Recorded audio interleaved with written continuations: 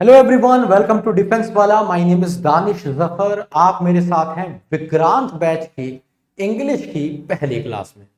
तो जब भी आपके सामने वर्ड आता है इंग्लिश, तो बहुत सारे सवाल दिमाग में आते होंगे। ये एक ऐसा सब्जेक्ट है, चाहे आप डॉक्टर बने, आप इंजीनियर बने, आप सोल्जर बने, या फिर आप कुछ भी बने, कोई भी प्रोफेशन को आप फॉलो करें, आप इंग्लिश जरूर सीखना चाहते हैं। और सारे ही कंपैरेटिव एग्जाम्स में अंग्रेजी आती है, ये तो बात आप जानते ही। तो आज का जो क्लास है ना, वो आपको यही बताएगा कि आप अंग्रेजी में मैक्सिमम मार्क्स कैसे स्कोर कर सकते हैं अगर बात आती है सीडीएस एग्जामिनेशन की। तो आज का जो आपका टॉपिक है वो है how to prepare English for CDS. ठीक है, आप सब मेरे बारे में जानते हैं, मुझे उम्मीद है लॉन्च में आपने देखा होगा, आसिम सर ने बहुत गहराई से आपको मेरे बारे में बताया था।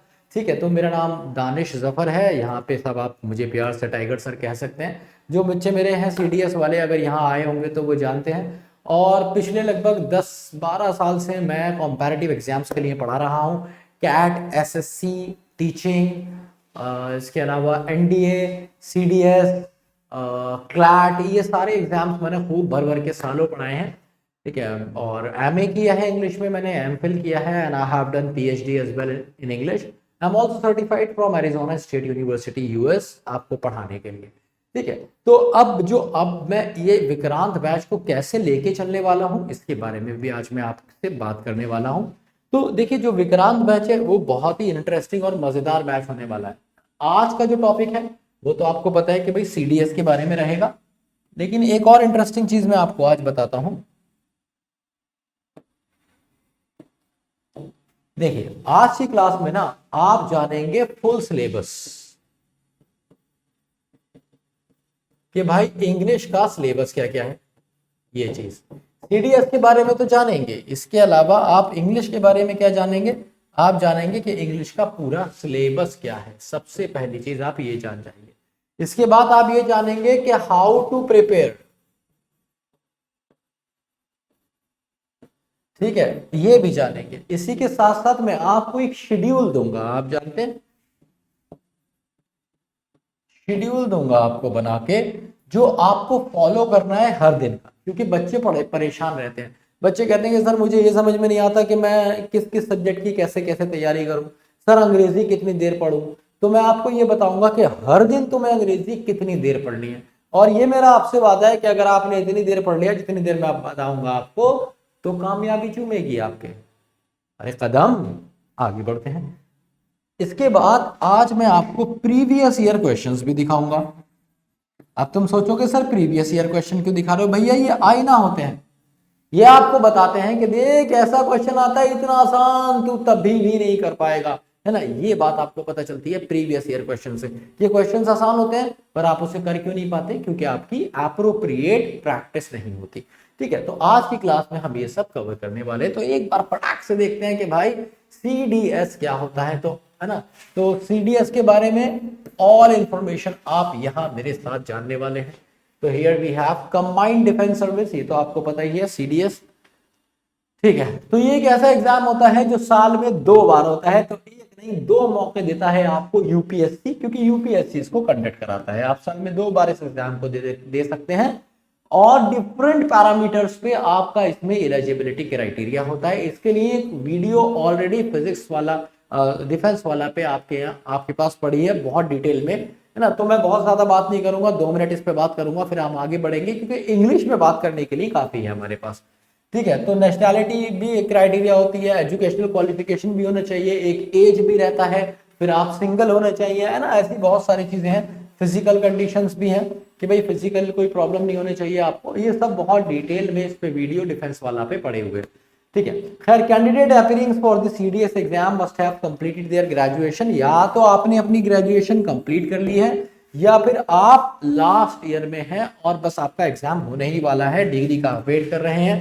Also the minimum and maximum age very, very का मतलब है चेंज हो जाती है, ये VARY वेरी का मतलब होता है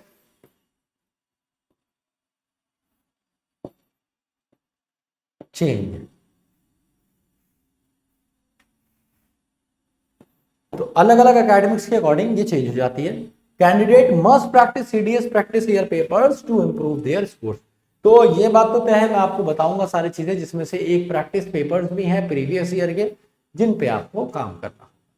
ठीक है, तो ये तो रही भाई सीडीएस के बारे में इंफॉर्मेशन। अब यहाँ पे सीडीएस का इंग्लिश का सिलेबस क्या है, ठीक है, सीडीएस कितने मार्क्स की आती है, कितना सिलेबस है, ये सब भी आप आज इस क्लास में जानेंगे। आप ये भी जानेंगे कि ये इंपॉर्टेंट कितनी है। इंपॉर्टेंट तो इतनी है कि भाई इसके बिना ना तुम्हारा गुजारा नहीं। मतलब अगर अंग्रेजी सीडीएस की तैयार नहीं करिए तो पेपर में सिलेक्शन ही नहीं हो सकता, ये बात तय है। दूसरी बात, the section will test the candidate understanding of English and workmanlike। workmanlike का मतलब है गुड, अच्छा, प्रोफिशिएंट। तो सीडीएस में ऐसा नहीं है कि लुल्लू लुल्लू इंग्लिश आ गई, जैसे आपके बहुत सारे क्लैरिकल एग्जाम में होते हैं, है ना, बड़ी आसान इंग्लिश आ जाती है, डिजायर वर्ड का मीनिंग पूछ लेते हैं। एनडीए में आप अंग्रेजी देख लो, बहुत ही ज्यादा आसान आती है एनडीए की इंग्लिश। सीडीएस की इंग्लिश ऐसी नहीं है। सीडीएस का लेवल एक अच्छा लेवल है, ग्रेजुएट लेवल है, और वहां पे जो भी पूछा जाता है उसका लेवल अच्छा होता है, ग्रेजुएट लेवल होता है। तो आप ये मान के चलिए हाँ कि सीडीएस में आपको जबरदस्त दिक्कतें होने वाली हैं अगर आपकी अंग्रेजी बिल्कुल बर्बाद है। दूसरी बात, आप जब कॉलेज के बाद स्कूल तक चलिए, ठीक है, आपका स्कूल हिंदी मीडियम था, सर हमसे कुछ हुआ नहीं, 3 साल ग्रेजुएशन के मिले, उसमें भी कुछ नहीं हुआ, इतने बहाने तो नहीं बनाओ यार अंग्रेजी को लेके। तो ये बात है कि आपको बिना अंग्रेजी के आपस में चल नहीं पाएंगे, और अगर अंग्रेजी खराब है तो सीडीएस में दिक्कत आनी है। तो एक बार सिलेबस देखते हैं। ये सिलेबस जो है ना, फुल सिलेबस नहीं है, पहले तो मैं बता दूं, ये शॉर्ट है। इसमें बेसिक ग्रामर में बहुत सारी चीजें आती हैं, जैसे पार्ट्स ऑफ स्पीच, ठीक है, ईडियम फ्रेजेस भी कई तरीके से आते हैं, इसमें फ्रेजल वर्ब्स भी आ जाते हैं, साथ ही साथ सिनोनिम एंटोनिम्स भी आते हैं और अलग अलग तरीके से पूछे जाते हैं। Reading comprehension, substitution of word, error spotting, parajumble, ये सब आते हैं। एक एक करके बात करता हूँ। बेसिक ग्रामर में मैं आपको बताता हूँ कहाँ कहाँ से क्वेश्चन आपके आते हैं। Noun, pronoun, adjective, adverb, propositions, conjunctions, non finite, models, conditional sentences, inversion, यहां सब से आपके पास। तो बेसिक ग्रामर ये जो छोटा सा लिखा हुआ है ना, ये सिलेबस बहुत ज्यादा बड़ा है, इसे आप इतने हल्के में लेना। बेसिक ग्रामर आती है, अच्छा ही की जगह, अच्छा आप सोच रहे हो अच्छा ही डू लिखा होगा तो मैं जो ही डस करना होगा, है ना, ऐसा कुछ अगर आप सोच रहे हैं तो समझ लीजिए बर्बादी चूमेगी आपके क्या कदम, है ना। तो ऐसा हमें करना नहीं है। तो हमें एक बात याद रखनी है कि जो बेसिक ग्रामर है वो बहुत डिटेल्ड है, उसे हल्के में बिल्कुल मत लेइए कि बेसिक आएगी। इडियम्स एंड फ्रेजेस का क्या मतलब है, बहुत सारे इडियम्स और फ्रेजेस हैं जिनका कोई अंत ही नहीं। तो आपके पेपर में अगर बहुत सारे आते हैं उसमें से आप कुछ कर पाते हैं तो भी आपके लिए बेहतरीन है। ये भी मैं आपको क्लास में कराऊंगा और इन सबको करने का एक तरीका भी बताऊंगा। तीसरी चीज, सिनोनिम एंटोनिम्स, ये हर साल आते हैं और भर भर के आते हैं, एनटीए में भी आते हैं और सीडीएस में भी आते हैं। और ये भी एक दिन का खेल नहीं है, ये भी आपका वक्त के साथ बिल्डअप होता है, ठीक है। रीडिंग कॉम्प्रिहेंशन आता है, इसके लिए ये मैं बताऊंगा। इसके लिए तो देखो बिना रीडिंग के कोई कर नहीं पाएगा। अगर रीडिंग स्पीड स्लो है, रीडिंग करने में मजा नहीं आता है, सर दुख जाता है, मन नहीं करता है, तो एक बात फिर से चूमेगी तुम्हारे कदम, कौन, बर्बाद। तो ये सब चीजें मुझे नहीं चाहिए। देखो मेरी क्लास में ना 2 तरह के चीते आते हैं। एक तो आते हैं एकदम तगड़े चीते, है ना, एकदम जबरदस्त चीते, और एक आते हैं चमन चीते। तो मैं नहीं चाहता कि तुम कोई चमन चीते बनो, समझ रहे हो ना, मैं नहीं चाहता कि आप चमन चीते बने। आपको कैसे बनना है, एकदम तेज चीता, तर्रार चीता बनना है ना, तगड़ा चीता बनना है। एरर स्पॉटिंग क्या होता है, वन वर्ड सब्स्टिट्यूशन का क्या मतलब होता है कि मतलब ये भी सिनोनिम एंटोनिम जैसे ही होते हैं, वोकैब के वर्ड्स होते हैं। जैसे कि भाई मैंने कहा कि मैं भगवान को नहीं मानता, तो ऐसा भगवान को ना मानने वाला आदमी कौन होता है, अथीस्ट होता है। किसी ने कहा मैं भगवान को मानता हूं, तो कौन हो गया, थीस्ट हो गया। किसी ने कहा कि मुझे लोगों से बात करना पसंद नहीं है, मैं अलग रहता हूं, तो ऐसा आदमी कौन हो गया, रेक्लूस हो गया। RECLUS, रेक्लूस कहते हैं, एंटी सोशल टाइप, दूर, लोगों से दूर रहता है। तो ऐसे बहुत सारे वर्ड है जो मैं वक्त के साथ आपको याद कराता जाऊंगा। फिलहाल आज आप जानेंगे, देखो आज आप ये जान रहे हैं कि आपकी मंजिल क्या है, और आज आप ये जानेंगे उस मंजिल को रास्ता कौन सा जाता है, और नेक्स्ट क्लास से मैं आपको मंजिल के रास्ते पे ले जाऊँ। आगे आज हम बात करें एरर स्पॉटिंग क्या है। अच्छा, एरर स्पॉटिंग, एक आपको सेंटेंस दे रखा है और आपको उसमें एरर फाइंड आउट करना है। ठीक है, ये बहुत कॉमनली आते हैं सारे एग्जाम। पैराजंबल का मतलब क्या है, एक सेंटेंस आपको दे रखा है बड़ा सा, जिसको 4 या 5 पार्ट में तोड़ दिया गया है। आपको कहा गया है कि इसको अरेंज करके एक सही सेंटेंस बना दीजिए। अच्छा, ये सारे ही क्वेश्चन आज मैं आपके प्यार में इस सेशन में भी लेके आया। तो ये सेशन सिर्फ ऐसा नहीं है कि मैं समझाऊंगा और चला जाऊंगा। प्रीवियस ईयर में ये जो भी क्वेश्चंस आए हैं आज मैं दिखा के आपको आपके साथ सॉल्व करा के ही क्लास से जाऊंगा।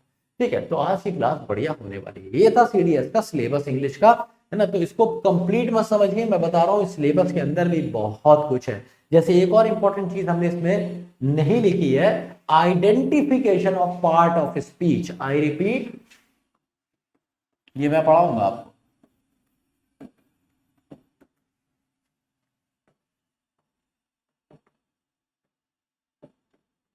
Identification of part of speech, ये मैं आपको पढ़ाऊंगा, आपको चिंता करने की जरूरत नहीं है। तो बस आपको इतनी चीज करनी है कि आज जो मैं आपको बताऊंगा ना, इसको गार्ड मान लेना है। आज की क्लास सबसे ज्यादा इंपॉर्टेंट क्लास है, क्योंकि आज की क्लास ये निर्धारित करेगी कि किसका सिलेक्शन होगा किसका नहीं होगा। जो बात को मान लेगा और वैसे ही चलेगा जैसे मैं बता रहा हूं, यकीन जानो कामयाबी चूमेगी तुम्हारे, कूद कूद के चूमेगी तुम्हारे कदम। ठीक है, लेकिन अगर तुमने आज की बात मेरी नहीं मानी, उस शेड्यूल को फॉलो नहीं किया, तो मैं तुम्हारे लिए कुछ भी नहीं कर पाऊंगा। तुम्हारा सारा टाइम, तुम्हारा सारा साल, करियर सब खराब हो जाएगा। तो क्लास आज की बहुत ज्यादा इंपॉर्टेंट है, इस बात को ध्यान में रखिए। आगे बढ़ते हैं। तो देखो भाई, जो पेपर होता है उसमें आपके 120 क्वेश्चंस आते हैं अंग्रेजी के। 2 घंटे का टाइम मिलता है, ये बात याद रखना। 120 क्वेश्चन, 2 घंटे का टाइम। 2 घंटे का मतलब क्या हो गया, 120 मिनट्स। तो एक क्वेश्चन को कितने मिनट में करोगे, 1 मिनट में पर क्वेश्चन करना है। That means it is also a game of speed. सारी एक्यूरेसी से काम नहीं चलेगा, तेज तेज भी क्वेश्चन आपको बनाना आना चाहिए। कुछ कुछ क्वेश्चन ऐसे होते हैं पैराजंबल के जिसपे 3-4 मिनट लग जाते हैं। कुछ कुछ क्वेश्चन, कभी कभी रीडिंग कॉम्प्रिहेंशन ऐसा आता है कि रीडिंग कॉम्प्रिहेंशन पढ़ने में ही तुम्हारे 4-5 मिनट निकल जाते हैं, है ना। तो ये एवरेज मेंटेन करना होता है। आगे बढ़ते हैं। तो कुल मिला के 100 नंबर का पेपर होता है। मैं आपसे वादा करता हूं कि अगर आप ईमानदारी से चलेंगे तो 90+, कोई दुनिया का माई का लाल आपके रोक नहीं सकता अंग्रेजी में, अगर आपने ईमानदारी से तैयारी कर ली, है ना। वो सारी चीजें जो मैं बता रहा हूं कर लिया, पेपर आपको आसान मिलेगा। 90 तो आएंगे, ठीक है, 90 आएंगे। 5 नंबर ऊपर मान लो, 5 नंबर नीचे मान लो, ये हो सकता है। 85 आ सकते हैं, 95 भी आ सकते हैं, पर 90 आ जाए। ठीक है, अब आते हैं थोड़ी सी कड़वी बातों पे। तो भाई कैसे स्टार्ट करनी है हमें सीडीएस की प्रिपरेशन। 2023 में सीडीएस का एग्जाम है, हमारे पास मुश्किल से थोड़ा टाइम बचा है, 4-5 महीने का। तो तैयारी हमें कैसे करनी है, previous year papers and mock test ये सब हमें लगाने, ये सब ना मैं आपको अपने तरीके से समझाऊंगा। अभी आप इस पर नजर डाल लीजिए ताकि आपको ये समझ में आ जाए कि क्या क्या मोटी मोटी चीजें। फिर मैं आपको बताऊंगा बिल्कुल बेसिक से कि तैयारी करना कैसे। तो प्रीवियस ईयर पेपर्स आपके पास होने चाहिए, मॉक टेस्ट आपके पास होने चाहिए। यहाँ पे सारा सामान इकट्ठा कर लो, है ना। आज ही डाउनलोड कर लो 10 ईयर, पिछले 10 साल के प्रीवियस ईयर पेपर, है ना। मॉक टेस्ट के लिए आपको चिंता नहीं करनी है, आपको DW ही बहुत सारे मॉक टेस्ट देगा। Solving the previous year CDS question paper plays an important role. हाँ, ये बिल्कुल सही बात है, इससे आपकी प्रैक्टिस होती है। कीप द फंडामेंटल्स क्लियर, इसके लिए टाइगर जिंदा है, ये तुम्हें मैं कराऊंगा। ठीक है, एक एक चीज तुम्हें क्लियर कराऊंगा इतनी जबरदस्त तरीके से कि तुम खुद जाके किसी को पढ़ा दोगे। ठीक है, तो इसकी तुम्हें चिंता नहीं करनी है, फंडामेंटल तुम्हारे मैं क्लियर कराऊंगा। फोकस ऑन इंपॉर्टेंट टॉपिक्स, ये भी तुम्हें मैं कराऊंगा कि भाई फोकस, मैं ये नहीं करा सब कुछ मैं कराऊंगा। तुम्हारे हिस्से का तुम्हें करना है, मेरे हिस्से का मैं करूंगा, और हमारे समायोजन से ही कामयाबी चूमेगी तुम्हारे कदम, है ना। तो अटेम्प्ट इजियर क्वेश्चन फर्स्ट, ये वाली बात तो सब जानते हैं, सारे टीचर्स बोलते हैं। Make a proper time table. अब ये टाइम टेबल कैसा बने, सवाल ये है कि सर मैं कितने घंटे पढ़ूं, सर कितना पढ़ना पड़ेगा मुझे। तो मेरी क्लास तो देखो हफ्ते में 2 दिन होगी, तो 2 घंटे की क्लास होगी। अगर तुम फास्ट फॉरवर्ड करके देखोगे तो 1 घंटे में निपट जाएगी। इसके अलावा मैं तुमसे चाहता हूं सिर्फ 1.5 आवर। अगर तुम इतना मुझे डेली दे दो, कितना, 1.5 आवर डेली, अगर तुम मुझे इतना दे दो ना मेरी क्लास से हटके, तो मैं तुमसे 90 नंबर का वादा करता हूं। मतलब 85 से 90, या फिर पिछा 10 नंबर 5 नंबर ऊपर नीचे हो सकते हैं। बट हाँ, ये जो पक्का वादा है वो ये कि अंग्रेजी की वजह से तुम्हारा सीडीएस का एग्जाम नहीं रहेगा, ये मेरा वादा है। ठीक है, मैंने एसएससी कई सारे साल पढ़ाया, बहुत सारे सिलेक्शन दिए हैं, जो पेपर मैं कराता हूं ना वो रखा होता है। मेरा एनडीए का एक प्रीवियस ईयर का, अभी जो हाल ही में एनडीए का पेपर हुआ है उसके क्वेश्चंस देख लो, एक एक क्वेश्चन एग्जैक्टली वैसा ही एग्जाम में आ जाता है। ठीक है, तो ये मेरी मेहनत है, ये मेरा घमंड नहीं है, 10-12 साल से मैं ये सब कर रहा हूँ, and I know the things very well. मुझे पता है कि आज क्वेश्चन कहां से उठने वाला है, पिछले कुछ सालों में कहां से उठा है। It's all about analysis, research and hard work. तो इसमें कोई जादू नहीं है ना, ये जो भी करेगा और हम बहुत टाइम से करते आ रहे हैं, this is the reason we have got the right idea of the questions which could be asked in the upcoming examination. तो मैं आपसे बस 1 घंटा 1.5 बार मांग रहा हूं, अगर तुमने 1.5 घंटा मुझे दे दिया अंग्रेजी के लिए सिर्फ हर दिन, और ये भी खास तौर से उस बच्चे के लिए जिसकी अंग्रेजी ज्यादा खराब है, जिसको ज्यादा दिक्कत होती है। ठीक है, तो हम आइए जरा देखते हैं कि हमें करना क्या। देखिए, आपका जो पेपर है ना वो 2 भाग में डिवाइडेड है। एक है आपका रीडिंग पोर्शन, ठीक है दोस्त, और दूसरा है आपका ग्रामर। तीसरा एक छोटा पोर्शन है वोकैबुलरी, है ना। इन 3 पार्ट्स पे आपको मेहनत करनी है। अगर आप ये 3 पार्ट तैयार कर लेते हैं तो सारा पेपर आपका इसी में से आने वाला है सीडीएस का। ठीक है, अब सवाल ये सर मैं कितनी देर रीडिंग करूं, क्या पढूं, ग्रामर कहां से करूं, वोकैबुलरी कहां से याद करूं। तो इन सारे सवालों के जवाब अब आप मेरे साथ लेने जा रहे हैं। सबसे पहले हम बात करेंगे कि भाई रीडिंग कैसे करनी है। तो जब भी बात रीडिंग की आती है ना, हमसे एक बात कही जाती है कि द हिंदू पढ़ो, है ना? सबसे पहली बात जो हमसे कही जाती है, द हिंदू पढ़ो। अब आइडिया ये है कि सर द हिंदू तो मैं पढ़ लूंगा, पर क्या मुझे समझ में आएगा, कितने परसेंट आपको समझ में आता है, क्या पढ़ना आपको चाहिए।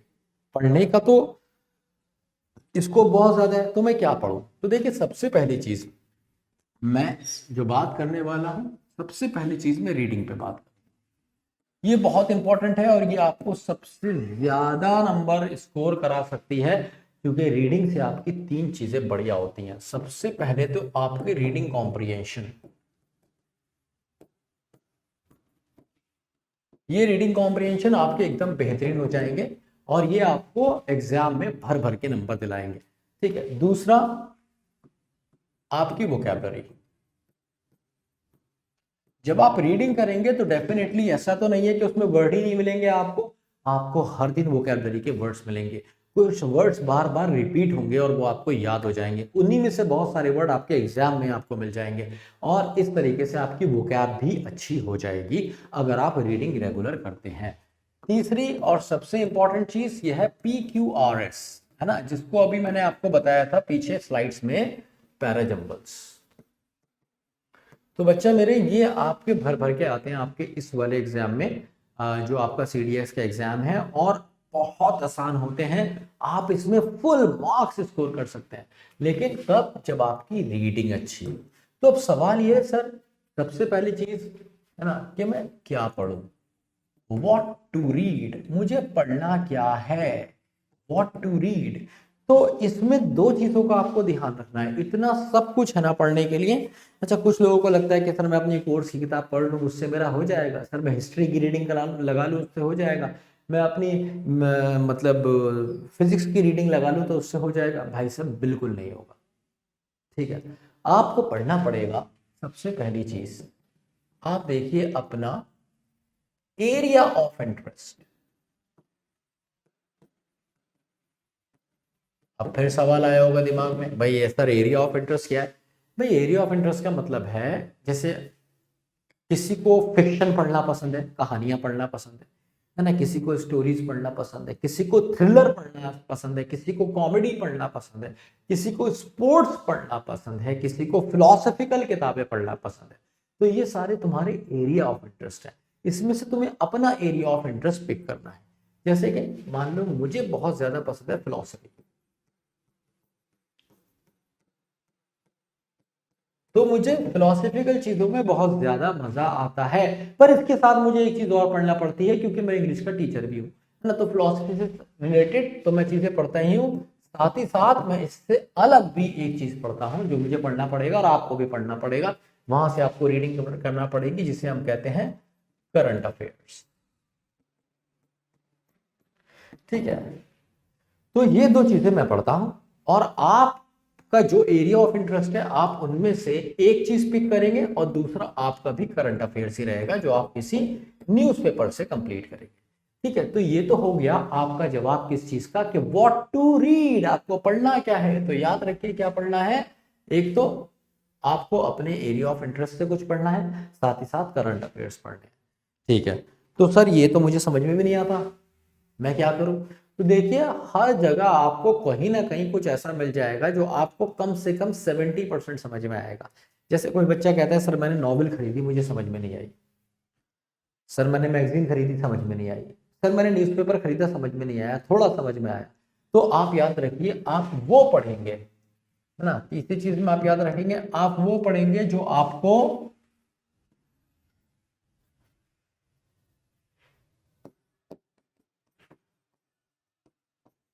read something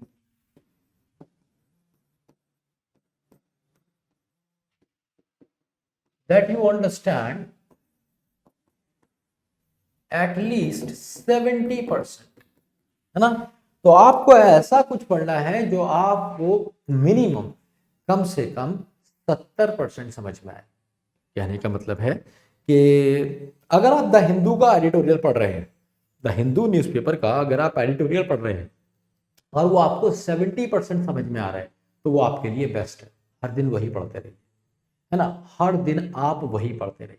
अगर आपको वो समझ में नहीं आ रहा है, 10%, 20%, 30% समझ में आ रहा है, कोई मतलब नहीं है उसे पढ़ने का।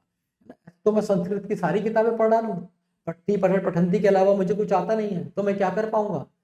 तो डू यू अंडरस्टैंड, आपको सिर्फ वही पढ़ना है जो समझ में आ रहा है। कितने परसेंट, 70%। अब कोई कहता है सर देखो मेरे पास तो ऐसी कोई किताब ही नहीं है जो 70% भी मुझे समझ में आ जाए। तो मैं कहूंगा बेटा एक काम करो, 10th क्लास की एनसीईआरटी ले लो, उसकी रीडिंग कराना शुरू करो, वो तुम्हें 70% जरूर समझ में आ जाएगी। तुमने कहा सर मैंने एनसीईआरटी ले ली थी इंग्लिश की स्टोरी बुक, वो मुझे समझ में नहीं आई 10th। तो अच्छा भाई ऐसा है, तो तुम्हें अगर 10th की भी नहीं समझ में आ रही तो 9th की ले लो, 9th की भी नहीं आ रही तो 8th की ले लो, और अगर 8th की भी नहीं आ रही तो 7th या 6th क्लास की एनसीईआरटी ले लो, उससे पढ़ना शुरू करो, वो तुम्हें 70% जरूर समझ में आ जाएगी। तुमने कहा सर 6th क्लास वाले भी मुझे 70% समझ में नहीं आ रही, तो मैं तुमसे कहूंगा बेटा तुम्हारे लक्षण ठीक नहीं है, तुमसे ना हो पाएगा। जीवन में और बहुत सारी चीजें हैं करने के लिए, कुछ और ट्राई कर लेना। ठीक है, क्यों फौज वौज में जा रहे हो यार, है ना, इतनी कीमती जान है। मैं तुमसे ये कहूँगा हर आदमी हर चीज के लिए नहीं बना है, मैं भी फौज में नहीं गया ना, मुझे पता है मैं किस चीज के लिए बना हूँ। So you have to understand कि तुम किस चीज के लिए बने हो। अगर तुमने 12th पास कर लिया है और ग्रेजुएशन तुम्हारी खत्म होने वाली है और छठे क्लास की किताब पढ़ के तुम उसका अंग्रेजी का मतलब नहीं समझ पा रहे हो, तो सोचो तुम कहाँ स्टैंड करते हो और मेरी तुमसे क्या एक्सपेक्टेशंस होंगी, है ना। तो आपका जो सबसे बड़ा टारगेट है वो रीडिंग ही है। कब, जब आप सीडीएस की तैयारी करने आते हैं। मैं पहली क्लास में ये बात इसलिए बता रहा हूँ कि कल जब पेपर सॉल्व ना हो ना, तो ये ना कहना कि सर मैंने रीडिंग नहीं करी थी इसलिए नहीं हुआ। मैं पहले बता चुका हूँ रीडिंग के लिए, रीडिंग करना मस्ट है, एकदम मस्ट है। जितना इंपॉर्टेंट तुम्हारे लिए सीडीएस का फॉर्म भरना है ना, उतना ही इंपॉर्टेंट तुम्हारे लिए रीडिंग करना है। 120 क्वेश्चन रखे होंगे, 120 क्वेश्चन, तो इट इज वेरी इंपॉर्टेंट, है ना। तो read something that you understand at least 70%, तो आपको 70% पढ़ना है। अब तुम कहोगे सर 70% पता कैसे चलेगा, तुम ना उसका मीनिंग समझ जाओगे, जस्ट समझ जाओगे, कुछ वर्ड्स होंगे जिनका मीनिंग तुम्हें समझ में नहीं आएगा। ठीक है, तो तुम्हें उसके लिए क्या करना है भाई, उसके लिए तुम्हें बनाना है अपना वोकैब रजिस्टर।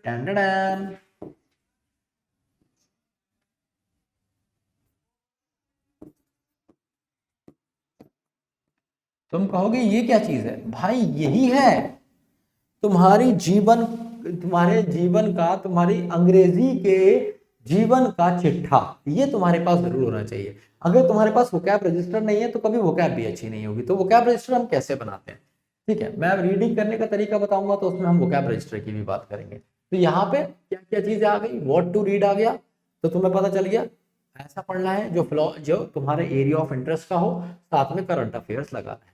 दूसरी चीज, अगर तुम ये दोनों चीजें नहीं पढ़ पाते हो, तुम कहते हो सर हमें तो समझ में नहीं आती अंग्रेजी, तो मैं तुमसे कहूंगा तुम वो पढ़ लो जो तुम्हें कम से कम 70% समझ आ जाए। तो तुमने मुझे बताया सर ये किताब मैं लेके आया हूँ चंपक, ये आ रही है मुझे 70% समझ, तो मैं यही पढ़ लूँ?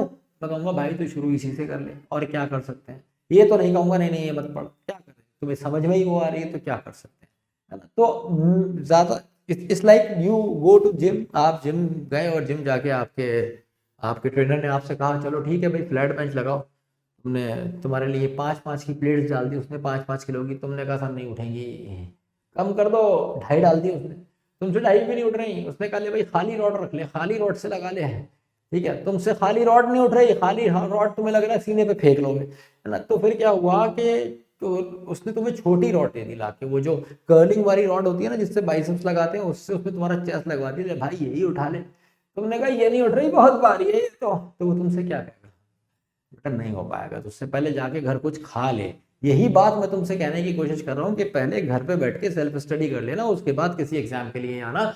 अगर तुम 6th और 7th क्लास की भी अंग्रेजी की क्लास मतलब अंग्रेजी की किताब 70% नहीं समझ पाते हो, बात थोड़ी कड़वी है पर सच्ची है, काम है मेरा सच बोलना, है ना, तो कड़वा लगे तो दिक्कत नहीं।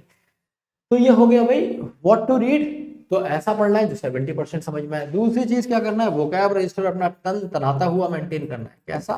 तन तनाता हुआ वोकैब रजिस्टर। चौथी चीज पे आप आ जाएंगे, है ना, तो जब आपकी हो जाएगा 70% वोकैब रजिस्टर, हाँ अब मैं आपको बता रहा हूँ हाउ टू रीड, है ना। अब ये इंपॉर्टेंट बात आ गई, नया टॉपिक आ गया, नया टॉपिक। तो ये तो था व्हाट टू रीड, करना क्या है, रीडिंग करनी है। कैसे करनी है, व्हाट टू रीड ये आया, अब आएगी बात हाउ टू रीड, पढ़ूं कैसे सर मैं, पेन बदल देते हैं।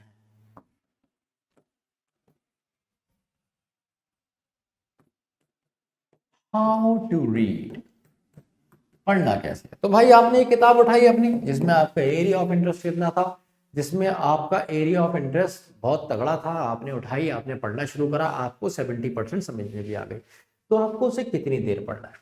तो मैंने आपसे कितना मांगा था, मैंने आपसे मांगा था 1.5 आवर, ठीक है। अब इस 1.5 आवर को मैं 2 पार्ट में डिवाइड करता हूं, जिसमें से आप करेंगे हर दिन 45 मिनट्स ऑफ रीडिंग,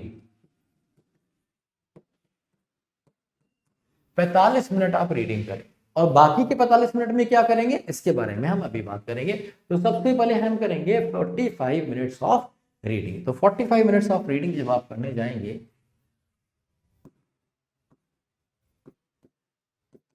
तो उसमें सबसे पहले आप क्या करेंगे, 45 मिनट्स में भी 45 मिनट पढ़ना नहीं है भाई, 30 मिनट्स ऑफ अनडिस्टर्ब्ड,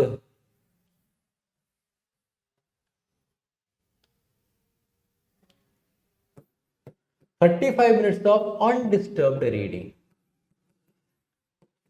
30 मिनट्स आप इसमें से क्या करेंगे, अनडिस्टर्ब रीडिंग करेंगे। अनडिस्टर्ब रीडिंग का मतलब होता है कि आप बस बैठ गए पेन पढ़ने, आपने किताब उठा ली है, या फिर अगर आप डिजिटली पढ़ रहे हैं, अपने लैपटॉप पे पढ़ रहे हैं या फिर मोबाइल फोन से पढ़ रहे हैं, तो आपने उसे उठा लिया, बाकी सारी चीजें आपने बंद कर दी, कोई और टैब नहीं खुला होना चाहिए, है ना। ऐसी अगर आप रीडिंग कर रहे हैं तो आप बिल्कुल एकांत में होना चाहिए, आपका फोन बंद होना चाहिए, आपका सोना मोना भगवाना आपको डिस्टर्ब ना करे, ठीक है। साथ ही साथ आप ये ना सोचो चलो आधे घंटे की रीडिंग थी, मैंने 10 मिनट तो रीडिंग कर ली, बाहर जाके कुछ फूक आता हूँ, ये बदतमीजी नहीं होनी चाहिए। 30 मिनट्स का मतलब है एट ए स्ट्रेच, ये आपको करनी पड़ेगी। 30 मिनट्स ऑफ रीडिंग करेंगे आप बिना डिस्टर्ब करें अपने आप को, ठीक है। तो बहुत सारी चीजें आएंगी, मम्मी आपको आवाज ना दें, आप कोशिश करें ऐसे टाइम पे रीडिंग करें, पापा आपको ना बुलाएं, है ना, और सीधी सी बात है आपकी गर्लफ्रेंड या आपका बॉयफ्रेंड आपको फोन करके ना कहे 2 मिनट मुझसे बात कर लो, उससे कह दो रीडिंग का टाइम है मेरा, ये रीडिंग क्यों कर रहा हूँ, तेरे लिए तो कर रहा हूँ, अरे कल कुछ बन जाऊंगा तभी तो तेरे घर बारात लेके आ पाऊंगा, नहीं तो क्या होगा, कोई और ले जाएगा तुझे, अच्छा लगेगा तुझे।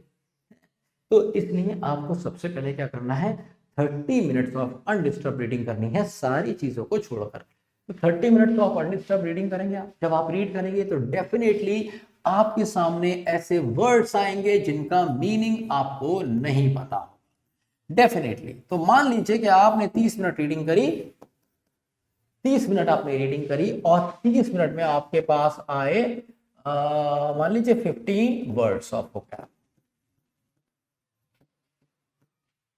हर 2 मिनट में आपको एक वर्ड मिल गया। क्यों मिला ये हर 2 मिनट में? क्योंकि आप कुछ ऐसा पढ़ रहे हैं जो आपको 70% समझ आता है ना, तभी ऐसा होगा, नहीं तो वर्ड्स बहुत ज्यादा हो जाएंगे और रीडिंग डिस्टर्ब हो जाएगी। इसमें एक एक चीज प्लान्ड है। तो जो मैंने आपको 70% बताया उसका रीजन क्या है? अगर आप कुछ ऐसा पढ़ेंगे जो आपको 50% समझ आए तो वर्ड्स बहुत ज्यादा हो जाएंगे, और अगर कुछ ऐसा पढ़ेंगे जो 100% समझ आ रहे हैं, 90% समझ में आ रहे हैं, तो वर्ड्स बहुत कम हो जाएंगे, वोकैब इंप्रूव नहीं होगी। तो अगर आपको अपनी इंग्लिश और वोकैबलरी इंप्रूव करनी है तो कुछ ऐसा पढ़ना है जो 70% समझ आए। फॉर एग्जाम्पल 15 वर्ड भी आपको मिल गए, उसमें बहुत अच्छी बात है, उनको आप अंडरलाइन कर लेंगे। उनका मीनिंग आप कभी नहीं देखेंगे, उस समय नहीं देखेंगे, आप बस पढ़ते जाएंगे, है ना। 70% समझना है, 70% समझ आना चाहिए। इन 15 वर्ड्स की वजह से मान लीजिए 30% रह गया जो समझ में नहीं आया, कोई बात नहीं। अब आप क्या करेंगे? आप इनको नोट डाउन करेंगे इन वोकैब रजिस्टर। अब आई बात समझ में, वोकैब रजिस्टर का काम कहाँ आएगा, है ना। वोकैब रजिस्टर ये जो यहाँ पे बनवाया है ना, ये यही वाला है। तो आप इसमें वोकैब रजिस्टर में ये 15 वर्ड नोट डाउन कर लेंगे, ठीक है भाई। तो 15 वर्ड नोट डाउन करें आपने, डिक्शनरी में देखे, मीनिंग देखा, टाइम लगा, तो मान लीजिए आपको इसमें 10 मिनट्स लग गए। कितने मिनट्स लग गए? 10 मिनट्स। तो टोटल टाइम आपका कितना हो गया? 30 मिनट्स की ये रीडिंग थी, 10 मिनट्स ये हो गए, तो 30 प्लस 10, है ना। अभी भी हमारे पास 5 मिनट बाकी। कितने मिनट बाकी है दोस्त? 5 मिनट बाकी है। तो 5 मिनट में हम क्या करेंगे? रिवाइज। अब रिवाइज ये दो तरीके से करेंगे। सबसे पहले हम क्या करेंगे? मेमोराइज, उसके बाद करेंगे चेक।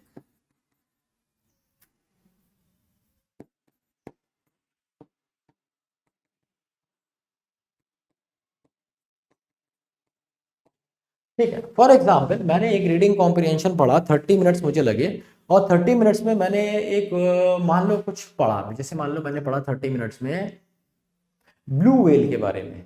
मैंने पढ़ा कि ब्लू व्हेल जो होती है वो एक मैमल होता है ना, और जो है वो मतलब अंडे नहीं देता, वो बच्चे देता है। साथ ही साथ मैंने पढ़ा कि ये हमेशा बहुत बड़े बड़े ओशंस में पाया जाता है और डीप वाटर्स में पाया जाता है। और ऐसी बहुत सारी चीजें मैंने पढ़ी ब्लू व्हेल के बारे में, उनकी फैमिलीज के बारे में, उनके ओरिजिन के बारे में, है ना, उनको किस चीजों से प्रॉब्लम हो सकती है इस बारे में, आगे जाके ब्लू व्हेल का फ्यूचर क्या है इस बारे में, सबसे ज्यादा ब्लू व्हेल मरती क्यों है इस बारे में, वो खाती क्या है, इस सब बारे में मैंने पढ़ा ना। अब पढ़ने के बाद मेरे सामने वर्ड आए जिनको मैंने नोट डाउन कर लिया, 40 मिनट खर्च हो गए। अब अगले 2 मिनट में मैं क्या करूंगा? ये रजिस्टर वेजिस्टर कर दूंगा बंद। ये रजिस्टर वेजिस्टर मैंने बंद कर दिए, ठीक है। जो भी मैं पढ़ रहा था, नोटबुक भी मैंने अपनी बंद कर दी, और मैं मेमोराइज करूंगा कि मैंने क्या पढ़ा था। फॉर एग्जाम्पल 30 मिनट्स में मैं पढ़ पाया था 5 पैराग्राफ, तो मैं सोचूंगा पहले पैराग्राफ में क्या था, फिर क्या बात की गई थी, उसके बाद क्या बात की थी। अच्छा, पहले में बात कर रहा था वो इसके ओरिजिन के बारे में, ब्लू व्हेल्स के, है ना। दूसरे में उसने बात की थी ब्लू व्हेल्स की प्रॉब्लम्स के बारे में और उनकी घटती हुई तादाद के बारे में, है ना। तीसरे पैराग्राफ में ब्लू व्हेल के नेचर के बारे में उसने बात की थी। चौथे में मुझे याद नहीं आ रहा क्या बात की थी। और लास्ट में उसने बताया है कैसे हम ब्लू व्हेल्स को रोक सकते हैं एक्सटिंक्ट होने से या खत्म होने से, है ना। तो मैं मान लो चौथा भूल गया या नहीं आ रहा मुझे समझ में, तो कोई बात नहीं है। 2 मिनट में मैंने मेमोराइज करा, और लास्ट के 3 मिनट्स में ये आप क्या करेंगे? आप चेक कर लेंगे। लास्ट के 3 मिनट में आप इस बात को चेक करेंगे कि आपने जो मेमोराइज किया था वो ठीक था क्या, आपने उसमें से क्या 100% आप मेमोराइज कर पाए जो आपने पढ़ा था, कितने कब परसेंट कर पाए। जितना भी आप करेंगे अगली बार उससे ज्यादा मेमोराइज करने की कोशिश करेंगे, and this is how it works. नहीं तो ये एक्सरसाइज अगर आप नहीं करेंगे ना, तो एग्जाम में क्या होगा? आप रीडिंग कॉम्प्रिहेंशन पढ़ेंगे, समझ आ जाएगा, क्वेश्चन करने जाएंगे भूल जाएंगे, फिर दोबारा पढ़ेंगे, फिर क्वेश्चन करेंगे, फिर रीडिंग कॉम्प्रिहेंशन पढ़ेंगे, फिर क्वेश्चन करेंगे। सेम आपके साथ PQRS में होगा। तो जो क्वेश्चन आपका 1 मिनट में होता होगा ना, वो आपके 3 मिनट खा जाएगा। 120 क्वेश्चन के लिए आपको बहुत ज्यादा टाइम लगेगा और अल्टीमेटली आप क्या करेंगे, 120 क्वेश्चन अटेम्प्ट ही नहीं कर पाएंगे। शायद मुश्किल से आप 60-70 क्वेश्चन अटेम्प्ट कर पाए, उसमें से भी मुश्किल से कुछ ही क्वेश्चन आपके सही हो पाएंगे। तो मैं नहीं चाहता कि ये सब आपके साथ हो, इसलिए पहले बता रहा हूँ इस एक्सरसाइज को कर लेना। 30 मिनट्स ऑफ अनडिस्टर्ब रीडिंग, उसके बाद 15 मिनट्स का वर्क, ये 10 मिनट्स का वर्ड्स नोट डाउन, और लास्ट के 5 मिनट का रिवीजन, जिसमें आप मेमोराइज भी करेंगे और फिर चेक करेंगे कि आपने कितना मेमोराइज कर पाए, आप कितना मेमोराइज कर पाए। और इस तरीके से आपके 45 मिनट्स ऑफ रीडिंग कंप्लीट हुए। अब आप देख रहे हैं, अगर आप ऐसा करते हैं, और मैंने आपसे कहा है कि ऐसा हफ्ते में 7 दिन करना है, तुमने नहीं मानी मेरी बात, तुमने 6 डेज करा, ओनली 6 डेज, तो उसका जरा इम्पैक्ट देखो। 6 दिन में तुम कितने सारी चीजें जान जाओगे जो रीड करोगे, वो पढ़ोगे, साथ ही साथ कितने वर्ड याद कर पाओगे। मान लो 15 वर्ड तुम्हें रोज नहीं मिल पा रहे, सिर्फ 10 ही वर्ड मिल पा रहे हैं, तो भाई मेरे 6 दिन में 60 वर्ड हो जाएंगे। और मैं कह रहा हूं ये तुम्हें याद भी नहीं हुए 6 वर्ड, 60 के 60 वर्ड, ठीक है, तुम्हें इसमें से सिर्फ 10 याद हो गए, तो भी बुरे हैं क्या? हल्के हल्के जब तुम रीड करते रहोगे, नोट करते रहोगे, तो तुम्हें ये अपने आप याद होते रहेंगे वर्ड, ना, रिमेंबर दिस। तो जब करने से ही होगा, और अगर करोगे तो नहीं होगा। तो ये मोस्ट इंपॉर्टेंट बात है। मैंने आपसे 1.5 घंटा मांगा है हर दिन का, जिसमें से 45 मिनट्स आप रीडिंग करेंगे, ठीक है। मैंने क्या बताया, 1.5 घंटा मांगा है, जिसमें से 45 मिनट रीडिंग करेंगे। अब सवाल आता है, सर 45 मिनट तो मैंने रीडिंग कर ली, अब बचे हुए 45 मिनट में क्या करूं? तो आइए मैं आपको देता हूं, ये आपको कोई देगा नहीं, ये मैंने आपको पहले भी बताया था, पर बताया था, मेरे पास टाइम कम था, इसमें मेरे पास लंबा टाइम चाहिए ताकि आप, अच्छा इसके बाद, आज के बाद हम कभी अपनी क्लास में ये बात नहीं करेंगे सर कौन सी बुक पढूं, आज के बाद हम ये बात नहीं करेंगे सर कौन सा सब्जेक्ट पढूं, ठीक है, सर इंग्लिश कितने नंबर की आती है, सर इंग्लिश कैसे तैयार करूं, सर ये वाली किताब ले लूं, कौन सी वेबसाइट से पढूं, सर मुझसे क्वेश्चन नहीं बन रहे। यही है, यही रामबाण है, यही हर एक चीज का जवाब। तो आपका वीकली शेड्यूल मैं आपको दे रहा हूँ, इसी को आपको फॉलो करना है, इसमें आपको सब कुछ मिल जाएगा। ये रहा आपका मंडे का शेड्यूल, ये रहा ट्यूसडे, वेंसडे,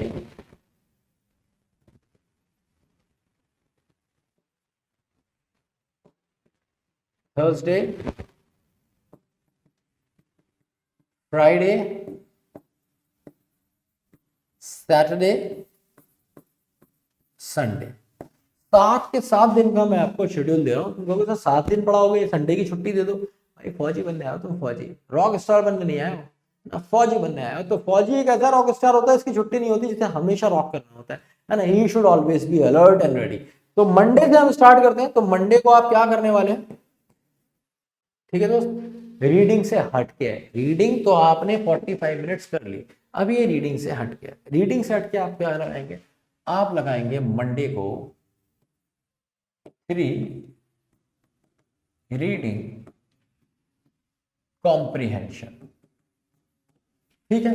ये आप 3 रीडिंग कॉम्प्रिहेंशन पढ़ेंगे, और ये आप कैसे पढ़ेंगे, ये आप पढ़ेंगे विद एनालिसिस। अब मेरे दोस्त एनालिसिस का क्या मतलब है, एनालिसिस का मतलब है कि जो तुमने पढ़ा वो तुम्हें अच्छे से समझ आना चाहिए। इसमें से भी आपको वोकैब के वर्ड्स मिलेंगे जो वोकैब रजिस्टर में डालने हैं आपको, है ना। तो इसमें से भी आपको वर्ड्स निकालने हैं, समझ के पढ़ना है, अच्छे से एनालिसिस करके पढ़ना है, ठीक है, और उसके क्वेश्चंस लगाने हैं। 3 रीडिंग कॉम्प्रिहेंशन पढ़ने हैं बैक टू बैक, है ना, बैक टू बैक एनालिसिस के साथ। और अच्छा मान लो कितनी देर लगेगी, 5 मिनट में एक पढ़ लेते हैं। और आप, मैं मान लेता हूँ कि बहुत सड़े हुए हैं, आप 5 मिनट में जो है नहीं पढ़ पा रहे हैं, 5 मिनट में आप एक नहीं पढ़ पा रहे हैं, तो मान लीजिए आप नहीं पढ़ पा रहे हैं, तो आप क्या करेंगे, इसमें आपको 10 मिनट लग रहे हैं, तो मान लीजिए कि आपको इसमें लग गए 30 मिनट्स, क्योंकि आप एनालिसिस भी कर रहे हैं। प्रीवियस ईयर की रीडिंग कॉम्प्रिहेंशन आप पढ़ सकते हैं अलग अलग कंपैरेटिव एग्जाम्स के, है ना, क्योंकि रीडिंग कॉम्प्रिहेंशन करने की भी आदत होनी चाहिए। तो आपको रीडिंग कॉम्प्रिहेंशन करना है 30 मिनट्स, 30 मिनट्स आपको लग गए इसमें एनालिसिस, कोई बात नहीं है, अभी भी आपके पास 15 मिनट्स बाकी है। इसके बाद आप क्या करेंगे, 20 स्पॉटिंग एरर्स। 20 क्वेश्चन आप लगाएंगे स्पॉटिंग एरर्स। तो 10 क्वेश्चन आपके जो 20 क्वेश्चन है बहुत आराम से, अगर आपने 1 मिनट में 2 क्वेश्चन भी करिए फटाफट हो जाते। तब भी मैं आपको मान लेता हूं कि शुरू में आपको ज्यादा टाइम लगेगा, क्योंकि आप इसे कैसे करने वाले हैं, आप इसे करने वाले हैं विद एनालिसिस। मतलब आपको ये देखना है मेरा कौन सा क्वेश्चन गलत हुआ, कौन सा सही हुआ, आंसर भी देखना है, सोल्यूशन भी देखना है। तो मान लीजिए इसमें आपको लग जाएंगे 10 मिनट्स, लग जाएंगे 10 मिनट्स अगर आप 20 क्वेश्चन कर रहे हैं। शुरू में अगर आपको ज्यादा टाइम लग रहा है तो 15 क्वेश्चन कर लो, फिर स्पीड बढ़ जाएगी 20 कर लेना, है ना। बट टारगेट 20 ही रखना है। अब 30 और 10 40, और बचे हुए 5 मिनट्स में आपको पढ़नी है वोकैबुलरी। पढ़ने का मतलब है वोकैब आपको लर्न करनी है। लर्न लर्न का मतलब है कि उसे या तो आप यूज करें, या उसके थ्रू आप कोई गेम खेलें, है ना, या फिर आप क्या करें, क्विज दें कोई वोकैब का, या फिर आप उसे सिंपली बैठ के हाथ रख के देखें कि आपको कितना याद हुआ है, वोकैब में से कितने वर्ड्स याद है। अपने फ्रेंड से भी डिस्कशन कर सकते हैं। मोबाइल फोन में बहुत सारे गेम्स आते हैं जो आप खेल सकते हैं। एक vocabulary.com के नाम से वेबसाइट है, वहां पे जाके रजिस्ट्रेशन कर सकते हैं। वो बार बार आपसे सेम वर्ड पूछेंगे जो आप चाहेंगे कि वो आपसे पूछें। आप अपने वर्ड्स उनको भी दे सकते हैं, उनके पास पोस्ट कर दीजिए, वो उन्हीं वर्ड्स को आपको याद करा देंगे अलग अलग तरीके से। vocabulary.com इस साइट का नाम है। freerise.com के नाम से एक दूसरी वेबसाइट भी है जहां पे आप इस तरह की चीजें कर सकते हैं। और भी बहुत जगह पे वोकैबुलरी क्विज होते हैं, है ना, अलग अलग टेलीग्राम ग्रुप्स हैं, अलग अलग जगह पे वोकैब क्विज होते हैं जहां से आप जाके ये सब कर सकते हैं। तो ये बहुत ईजी है, बट आपके अंदर इच्छा होनी चाहिए करने की, वोकैब आपकी अच्छी हो जाएगी। तो ये थे आपके मंडे के 45 मिनट्स, है ना। इसमें आपके 2 टॉपिक कवर कर लिए आपने, स्पॉटिंग एरर और रीडिंग कॉम्प्रिहेंशन। अब आप आ जाएंगे आप ट्यूसडे। ट्यूसडे में आप फिर से करेंगे 20 स्पॉटिंग एरर्स। ये भी आप विद एनालिसिस करेंगे, और इसमें भी आपको लग जाएंगे कितने, मान लीजिए 20 आपने करे, 10 मिनट्स में आपका हो गया।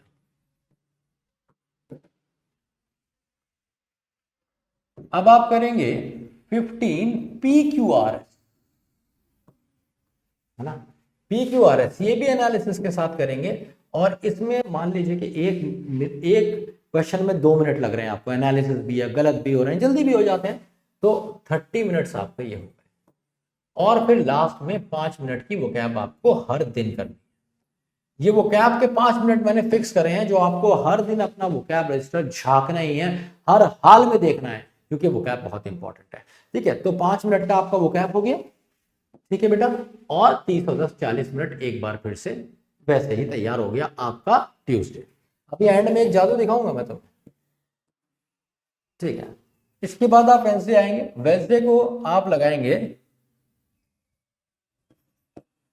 अच्छा अब तुम ये सोच रहे हो कि सर ये जो 5 मिनट की वोकैब दे रहे हो इसका क्या मतलब है। ये जो 5 मिनट की वोकैब है ना, इसको मैं बता देता हूं। आप इसमें किसी दिन ईडियम्स लगा लेंगे, किसी दिन आप क्या करेंगे, एंटोनिम्स कर लेंगे, क्योंकि हर दिन वोकैब करनी है। किसी दिन सिनोनिम्स कर लेंगे, किसी दिन वन वर्ड, किसी दिन फिल इन द ब्लैंक्स, किसी दिन स्पेलिंग्स। तो ये इतने सारे टॉपिक हैं जो तुम्हारे वोकैबलरी के हैं, इतनी तरह की वोकैब आती है। तो किसी भी दिन कुछ उठा लो, जिस दिन तुम्हें लग रहा है जो पोर्शन तुम्हारा वीक है। फॉर एग्जांपल एक हफ्ते तुमने ईडियम्स पे काम कर लिया, उसके बाद एक हफ्ते एंटोनिम सिनोनिम पे काम कर लिया, फिर एक हफ्ते वन वर्ड सब्स्टिट्यूशन पे काम कर लिया। तो आप ऐसे भी कर सकते हैं और इसे रोटेशन में ला सकते हैं। तो इतने समझदार तो आपको होना ही चाहिए शेड्यूल को फॉलो करने के लिए कि आप ये बेसिक डिफरेंसेस समझ पाए। अब मैं आपको दिखाता हूं अगली चीज कि आपको वेंसडे में क्या करना है। ठीक है, वेंसडे में आपको लगाना है,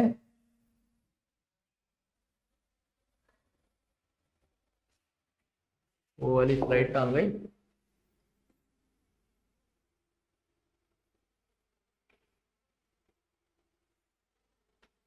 हाँ,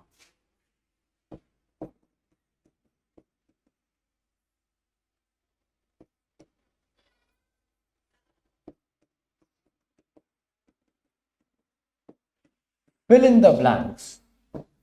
दिख रहा है ना ये वाला पेन, हाँ दिख तो रहा है।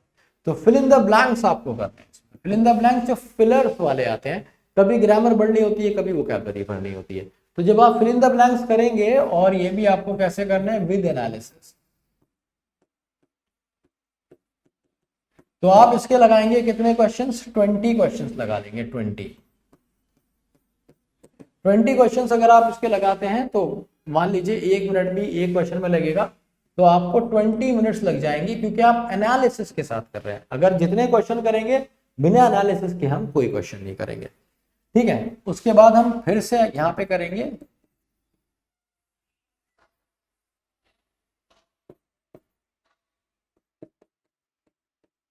Error detection. स्पॉटिंग एरर जैसा ही होता है error detection, spotting error, error detection या फिर सेंटेंस इंप्रूवमेंट, ये एक ही चीज है।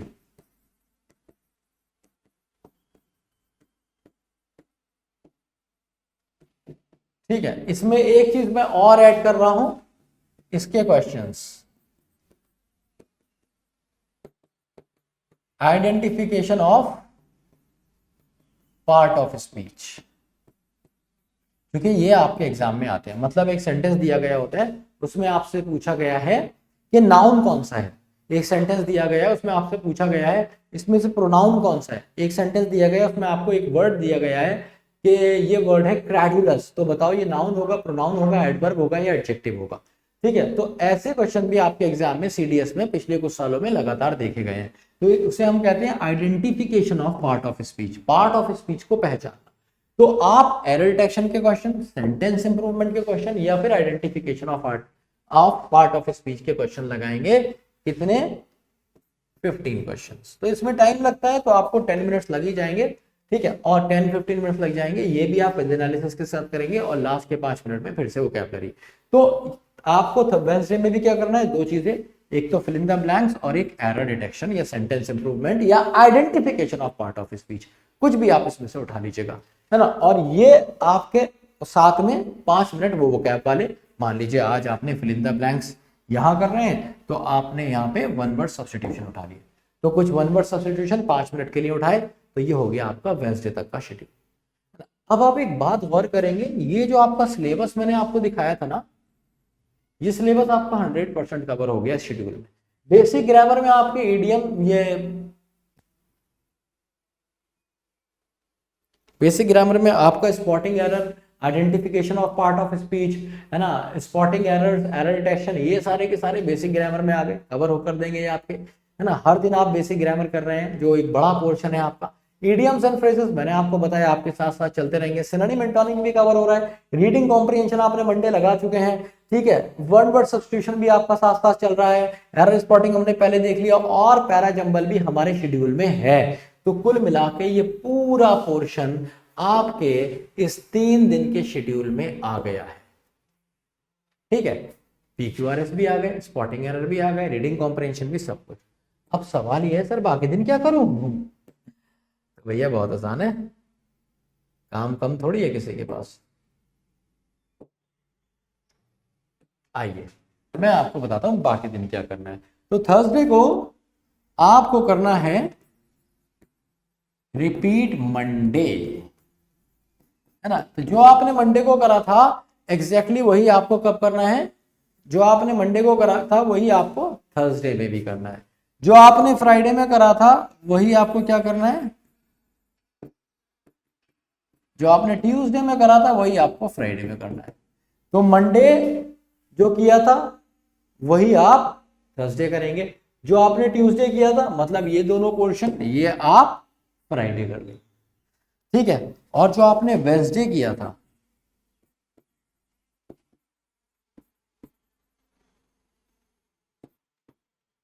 वो आप वेडनेसडे कर लेंगे, और ये एक बेहतरीन शेड्यूल होगा जिसको अगर आप फॉलो करते हैं तो आप अपना 100% सिलेबस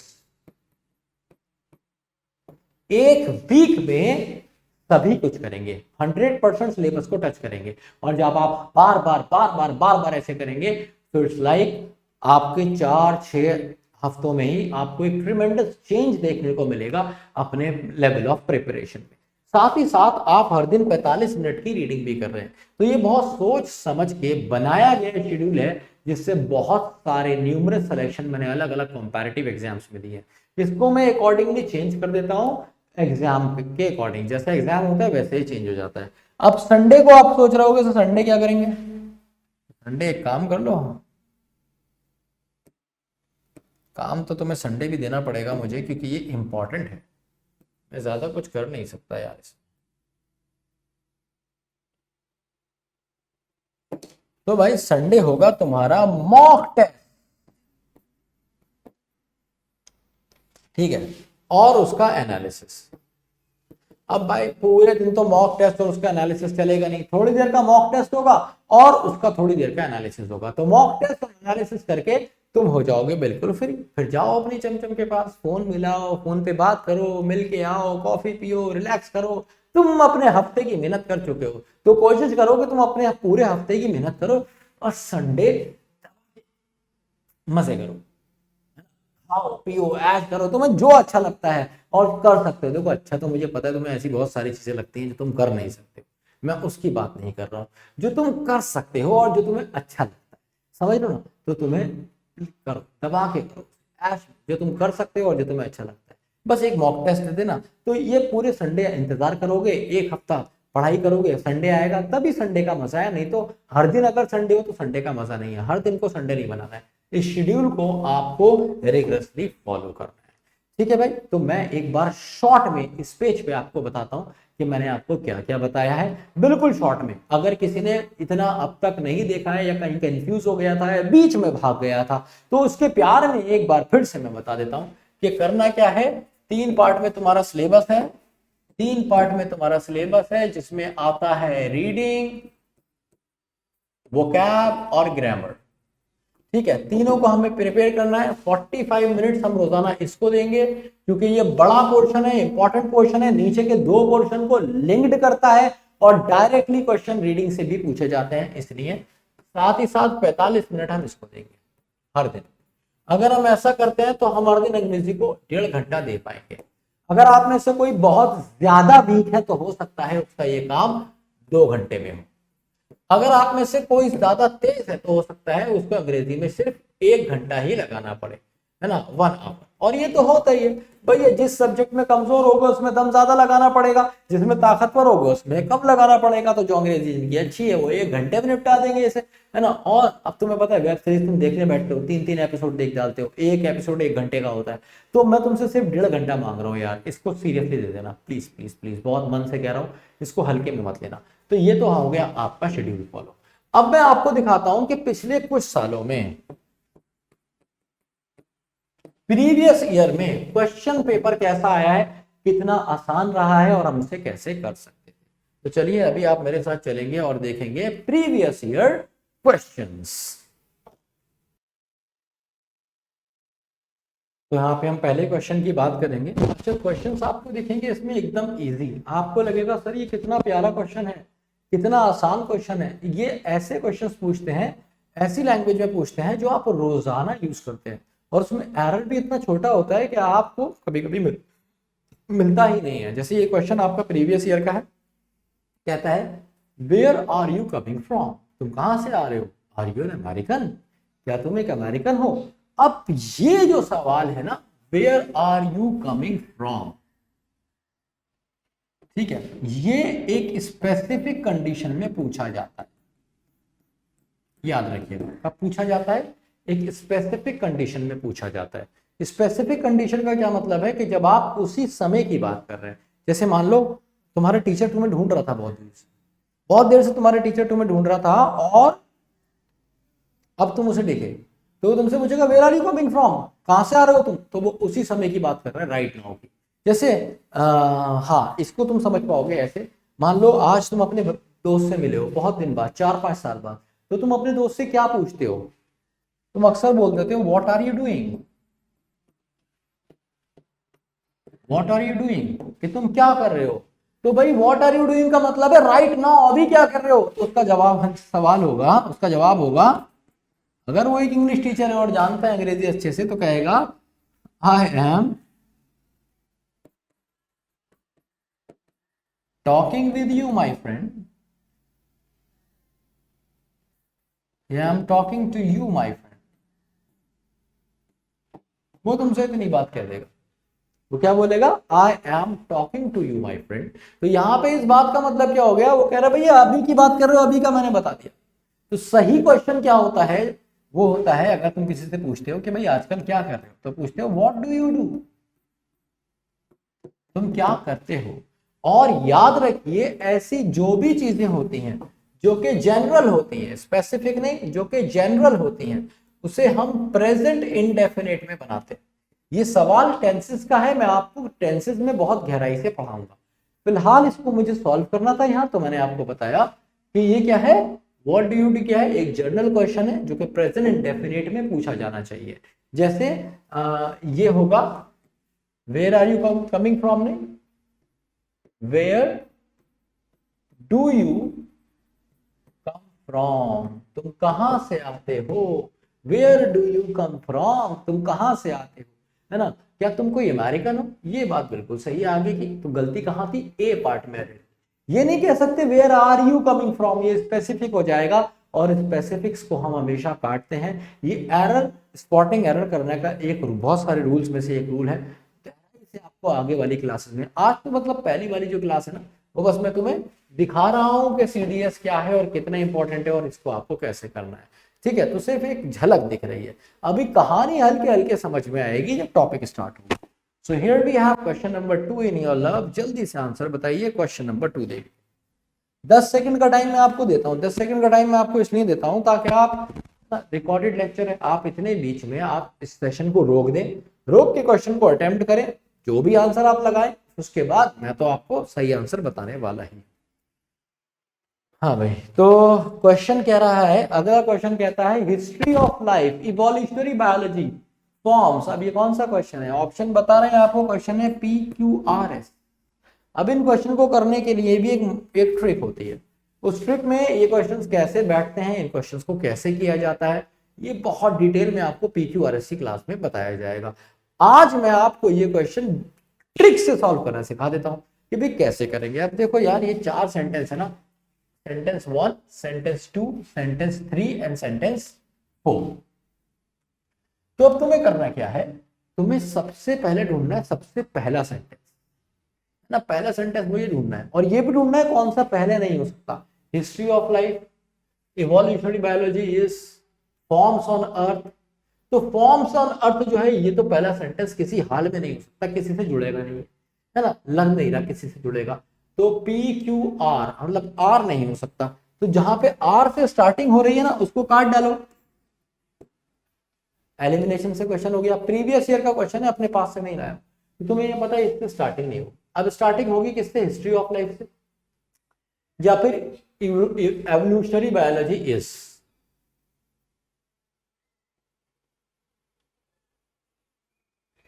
अब एक बात बताओ, अगर तुम स्टडी करोगे, अगर तुम स्टडी करोगे, study of history of life करोगे, लाइफ की हिस्ट्री की स्टडी करोगे, या इवोल्यूशनरी बायोलॉजी, ये है सब्जेक्ट, ये सब्जेक्ट है, और स्टडी किसकी की जाती है? सब्जेक्ट की जाती है। तो मुझे पता चल गया कि भैया R और Q साथ में आ रहे हैं,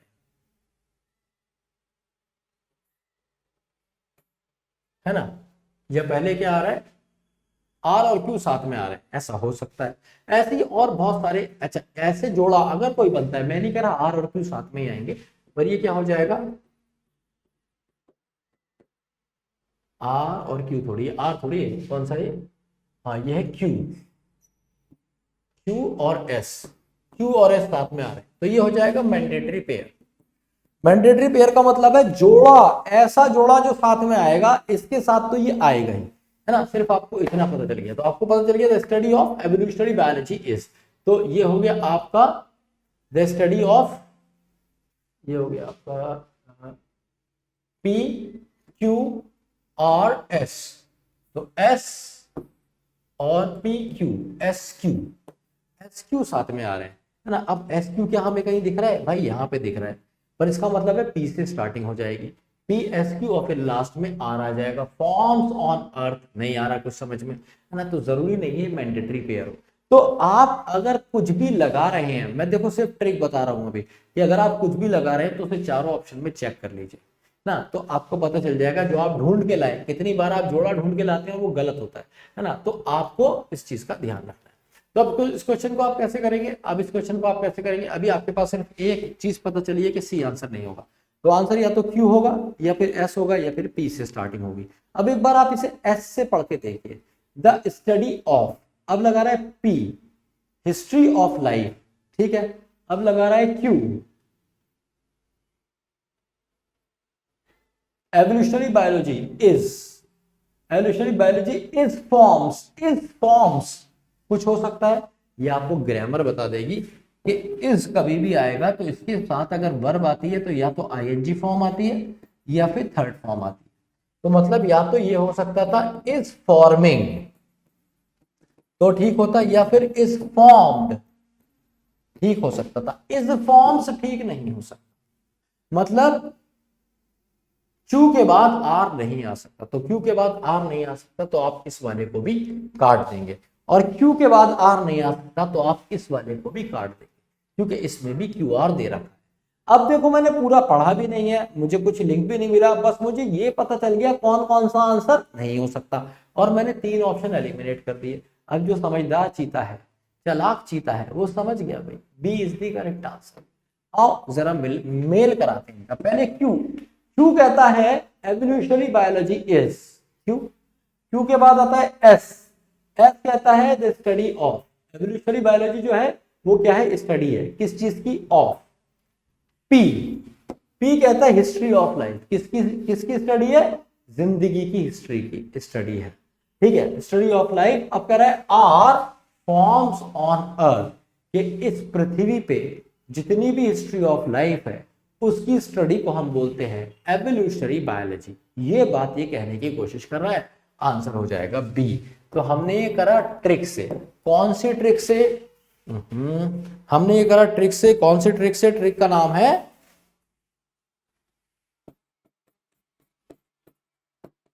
एलिमिनेशन।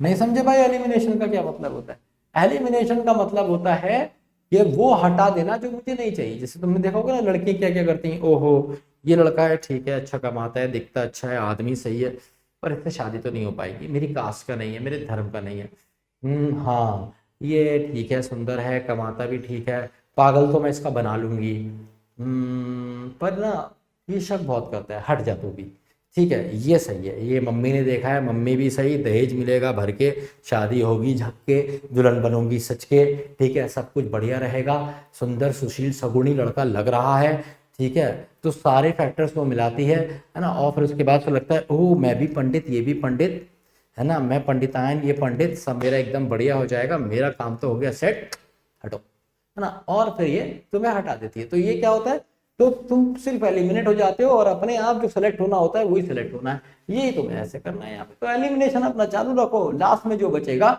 वो तुम्हारा आंसर होगा। PQRS को करने की एक ट्रिक है, इसको करने के और जबरदस्त तरीके मैं आपको PQRS की क्लास में कराऊंगा।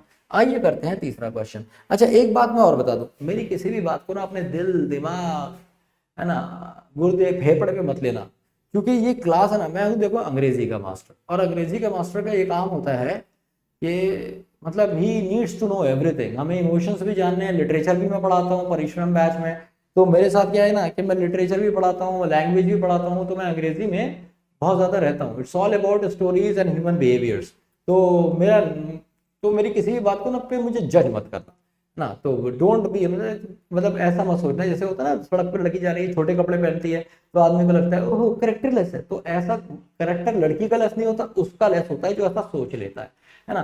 तो इसलिए मेरे जोक्स पे मेरी बातों पे प्लीज मुझे जज नहीं करना, नहीं तो मुझे अच्छा नहीं लगेगा, मुझे लगेगा अरे यार मैं कैसे करेक्टरलेस बच्चे पढ़ा रहा हूँ। चलिए क्वेश्चन नंबर 3 पे आ गए हम, बहुत तेज चीते की फुर्ती के साथ इसका आप आंसर देंगे, दिमाग लगाइए क्या आंसर हो सकता है। एक ईडियम है जो पूछा गया है, गेट द जिटर्स। 10 सेकंड का टाइम मैंने आपको दिया है, इसलिए कि आप वीडियो को पॉज करें, सोचिए और आंसर दें। गो फॉर इट। हाँ भाई, तो जिटर्स का मतलब क्या होता है, मान लो सबसे पहले गेट द जिटर्स, अगर जिटर्स का मतलब पता है तो ईडीएम भी सॉल्व कर दोगे। जिटर्स का मतलब होता है एक ऐसी कंडीशन जब तुम्हारे हाथ पैर फूट जाए, हाथ पैर पे पसीना आ जाए, जैसे, हाँ, तुम रोजाना इसको फोन पे बात करते थे और तुम इससे कहते थे मैं तुमसे बहुत प्यार करता हूँ, तुम बहुत अच्छी हो, बहुत सारी बातें तुमने इसको करी।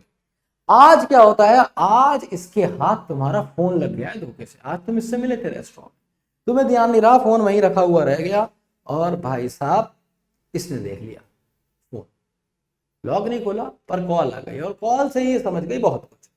अब जब तुम आए और तुमने भी घंटी बजती हुई देखी और उस पर लिखा हुआ आ रहा था मोना डार्लिंग, तो मोना डार्लिंग तुमने भी देखा, जो तुम्हारी डार्लिंग सामने बैठी है उसने भी देखा, तुम सोचो फिर क्या होगा। तुम्हारे हाथ पैर फूल गए, पसीना आने लगा, यू गेट द जिटर्स, तुम हो गए, तुमने कहा अरे यार मामला गया। तो तुमने, लड़की ने एकदम फोन रिसीव कर लिया, तुम्हारे सामने से फोन उठा के, हेलो हाँ मोना मैं बोल रही हूँ। बस, तो उधर से मोना गई और इधर से जो तुम साथ में लेके आए हो भगवान वो भी गई, तो क्या हो गया, फीलिंग एंशियस। एंशियस का मतलब क्या होता है, वरीड, तुम चिंतित हो गए बच्चा, तुम चिंतित हो गए, है ना। फीलिंग एंशियस, हैप्पी से कोई मतलब नहीं है। स्टैगरिंग का मतलब होता है लड़खड़ाना, लड़खड़ाना, तो लड़खड़ाने से मतलब नहीं है। फीलिंग एक्सपोज्ड का मतलब क्या होता है कि जब तुम्हारा सच सामने आ जाए। ये मेरे एग्जाम्पल का मतलब था। जिटर्स का मतलब होता है परेशान होना, है ना। तो फीलिंग जिटर मतलब परेशान होना, तो इससे कोई मतलब नहीं है, आंसर हो जाएगा ए। जिटर्स का मतलब है कि भाई तुम जब वरिड हो जाओ, एंशियस हो जाओ। Here we go for question number 4।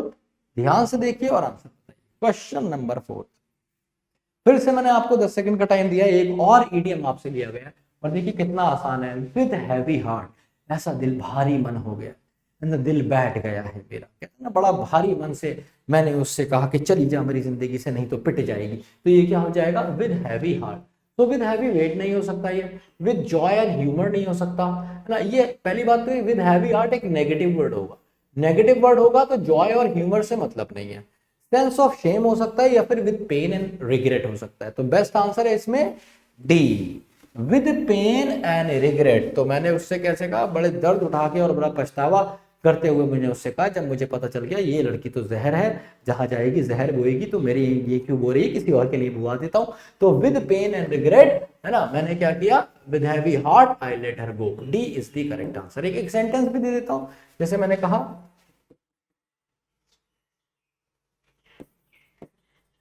with heavy heart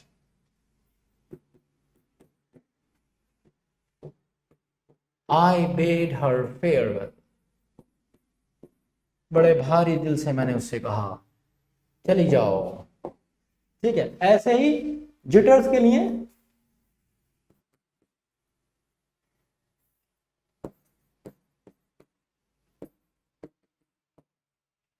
when his father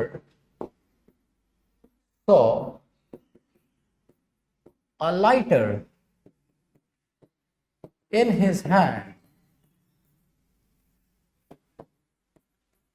he got the jitters।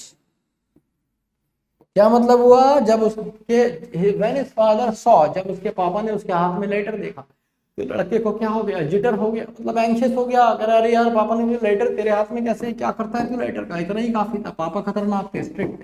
तो इस तरीके से सेंटेंस आप इससे बनाएंगे। इससे भी मैंने आपको सेंटेंस दिया, मीनिंग बताया, answer is D. Here we have question number 5, go for this one. ये एक बढ़िया क्वेश्चन है, 10 सेकंड का टाइम है आपके पास, है ना। वीडियो को पॉज करेंगे, वीडियो को पॉज करके इसका,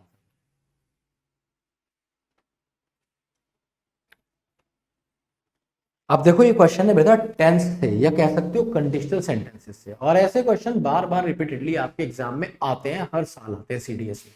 तो आपको ना क्या करना है, if dash a good match. अब तुम्हें ये कैसे पता होगा कि तुम यहां से कुछ भरोगे, ये तुम्हें बताएगा आगे का सेंटेंस। तो आगे जो टेंस तुम्हें दिखेगा ना, समझ लो सेम टेंस तुम यहां भरोगे। ये तरीका होता है क्वेश्चन करने का, जो टेंस यहां पे भरोगे वही यहां भरोगे। तो यहां क्या है, I would have got married, क्या मतलब हुआ, मेरी शादी हो चुकी होती, हो गई होती। वुड क्या है, पास्ट,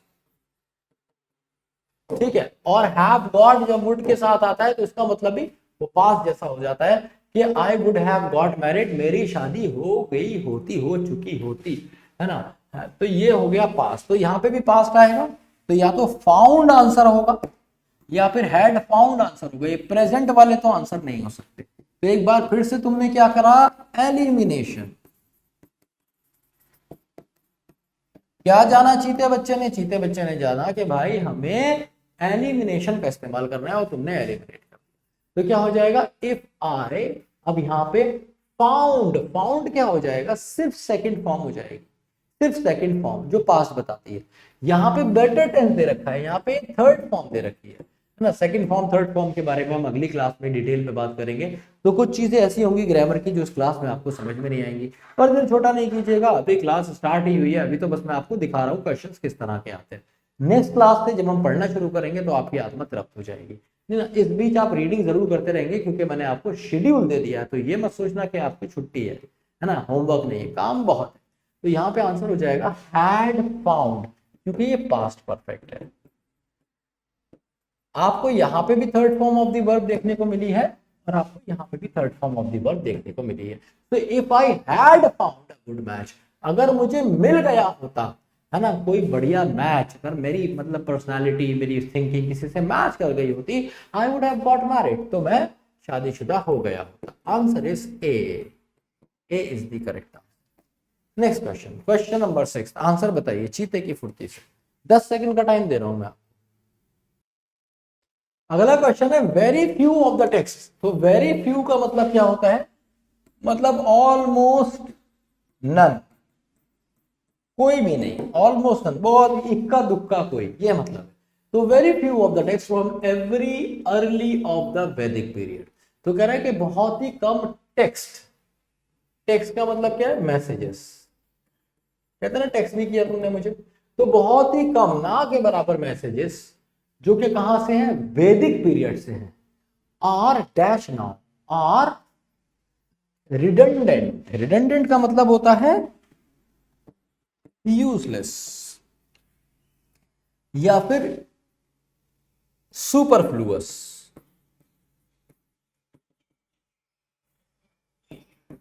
सुपरफ्लुअस का क्या मतलब होता है? एक्स्ट्रा हो जाना, बिना वजह का हो जाना, जिसकी जरूरत नहीं है, मतलब नॉट नेसेसरली। तो क्या क्या मतलब है कि ना के बराबर टेक्स्ट ऐसे हैं जो पुराने अर्ली वैदिक पीरियड के हैं और आज भी मतलब आज काम के नहीं है, अब इनका कोई काम नहीं है, तो इसलिए रिडंडेंट आएगा। और कोई क्यों नहीं आ सकता? क्योंकि एग्जेम्प्ट का मतलब होता है छूट, है ना। जैसे भाई आर्मी वालों को एग्जेम्पशन मिलता है बहुत सारी चीजों में, तो एग्जेम्पशन का मतलब होता है छूट, रिबेट जिसे आप कहते हैं, ठीक है। एग्जिट का मतलब तो तुम्हें पता ही है कि एंटर का उल्टा क्या होता है? एग्जिट, बाहर जा जाना, मतलब डिपार्ट। एक्सटेंड का मतलब होता है डिग्री, कहते ना I can not go to this extent, है ना, तो उसका मतलब डिग्री जैसा होता है। तो आंसर इसलिए क्या हो जाएगा इसका? डी हो जाएगा, सुपरफ्लुअस ना। तो कह रहे हैं कि ना के बराबर टेक्स्ट ऐसे हैं जो पुराने वैदिक पीरियड से हैं। कहां से हैं? जो फ्रॉम एवरी अर्ली, हर एक, कोई भी वैदिक पीरियड उठा लो, मतलब कोई भी टेक्स्ट उठा लो जो कि पुराना है और वैदिक पीरियड से है, वो क्या है? आ रिडंडेंट नाउ। ऐसा नहीं है कि वो आज रिडंडेंट हो गया है, कि वो सुपरफ्लुअस हो गया है, उसका यूज नहीं है। तो ना के बराबर है जिनका यूज नहीं है, बाकी सबका यूज है, ये मतलब आंसर इज डी, बाकी कोई नहीं मैच करता।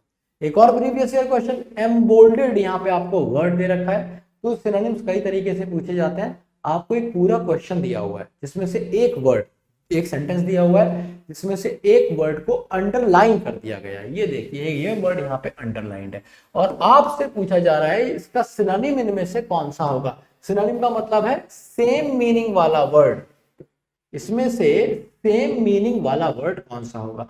4 ऑप्शन दिए हुए हैं। अब आपको अंदाजा इससे भी लग सकता है पढ़ के, अगर कुछ लग रहा है तो जल्दी से आंसर बताइए। 10 सेकंड का आपके पास टाइम है। 10 सेकंड का टाइम इसलिए कि आप वीडियो को पॉज करके दोबारा चला सकें।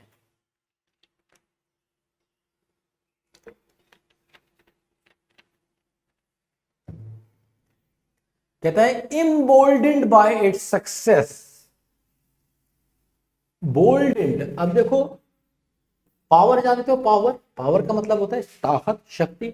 एम पावर मतलब किसी को और ज्यादा शक्ति प्रदान करना, तो किसी चीज में ऐड करने को एम बोलते हैं। तो बोल्डेंड, बोल्ड आप जानते हो, एम बोल्डेंड मतलब और ज्यादा बोल्ड कर देना, कि वो बोल्ड हो गया था अपनी सक्सेस से। तो लीडर ने क्या किया? वो प्लान करता है कि वो आगे जाएगा और प्लान करेगा और उस चीज को लागू भी करेगा। तो जब ये सेंटेंस आया तो बच्चे ने सोचा एम्बोल्डेंड, एम्बोल्डेंड मतलब जो खुद को बोल्ड हो गया, तो क्या हो जाएगा, एनकरेज हो गया। एनकरेज का क्या मतलब है, मोटिवेटेड हो गया। तो मोटिवेटेड लिखिए, एनकरेज लिखिए, एम्बोल्डेंड लिखिए, एक ही बात है। डिसग्रंटेड से कोई मतलब नहीं है क्योंकि एक नेगेटिव वर्ड है, इसका मतलब होता है सैड और डिप्रेस्ड या एंग्री। सैड हो जाना, एंग्री हो जाना, इसका नेगेटिव वर्ड, तो इससे कोई मतलब नहीं है। सक्सीडेड, तो सक्सीडेड एम्बोल्डेंड का मीनिंग नहीं होगा, एम्बोल्डेंड का सिनोनिम चाहिए आपको। सक्सीडेड वहां फिट हो जाएगा, यहां फिट हो जाएगा सक्सीडेड, बट सिनोनिम नहीं हो सकता। अगर फिट हुआ भी तो भी सिनोनिम नहीं है, तो इसको काट देंगे। फेल्ड से भी कोई मतलब नहीं। तो आंसर हो जाएगा आपका एनकरेज्ड ए। Question number 8। आज की क्लास भी आपकी थोड़ी छोटी रह जाएगी। यूजुअली मैं आपको नेक्स्ट टाइम से लगभग 2 घंटे की क्लास दिया करूंगा जिसमें भर भर के कंटेंट होगा।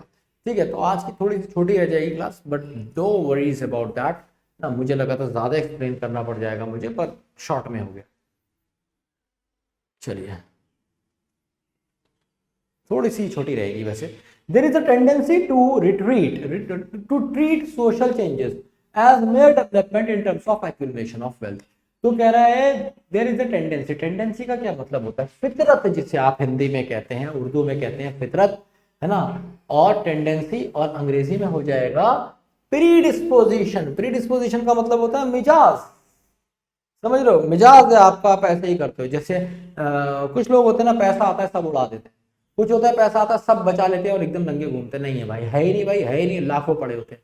तो ये क्या है, उनका प्रीडिस्पोजिशन है, ये उनका पहले से ही ऐसा मूड है, उनकी टेंडेंसी है, झुकाव है इस तरफ।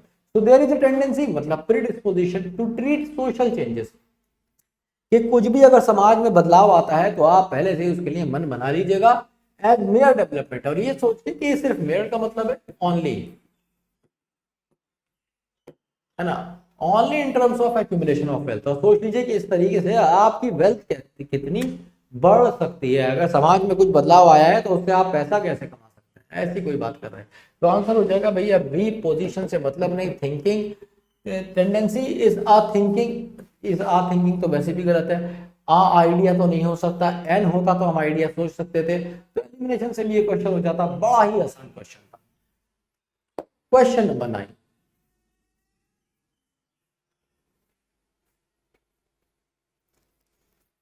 अब याद रखिए, इसमें आपको क्या करना है, एंटोनिम बताना है। एंटोनिम का मतलब है उल्टा वर्ड बताना है। तो जो वर्ड आया हिज रिलेटिव डिसुएडेड, डिसुएडेड का मतलब क्या मतलब होता है, किसी को पीछे घसीटना, मतलब बेसिकली डिस्करेज करना, डिस्करेज्ड, है ना, पीछे धकेलना। तो डिस्करेज, एडवाइस अगेंस्ट और डेटर, तीनों का मतलब एक ही होता है। ये तीनों क्या है, सिनोनिम्स है, ये तीनों के तीनों सिनोनिम्स है। तो इस रिलेटिव, तो इसका एक ही बचा, आंसर तुम्हें पता चल गया, परसुएडेड। परसुएडेड का मतलब क्या होता है, मोटिवेटेड, किसी को आगे बढ़ाना, है ना, या फिर पुश करना। अगर यार करो, कर सकता है यार, तो एक चांस और दे अपने आप को, कर लेगा, दैट इज परसुएड। ठीक है, answer is A. Question number 10 and once again you have 10 seconds to answer it.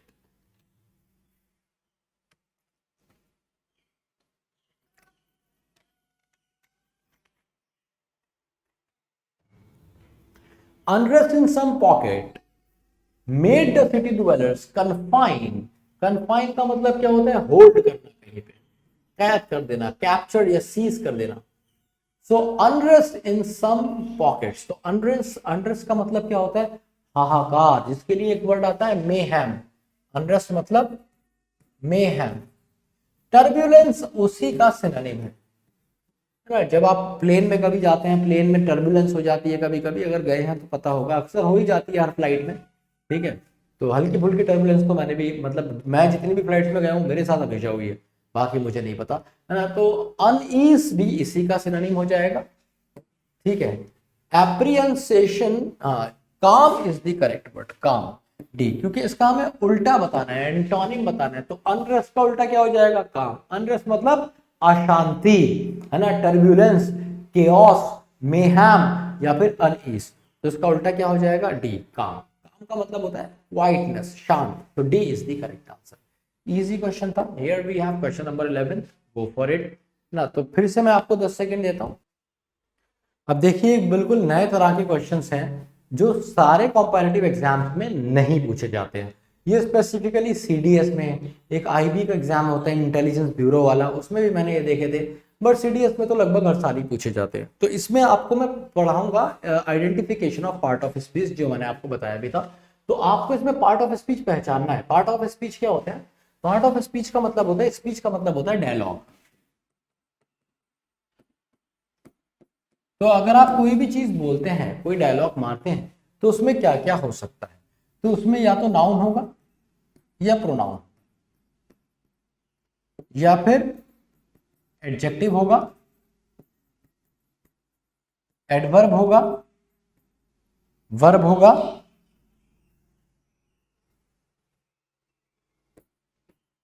Preposition हो सकता है, कंजंक्शन हो सकता है। तो 1 2 3 4 5 6 7 और 8 इंटरजेक्शन होगा।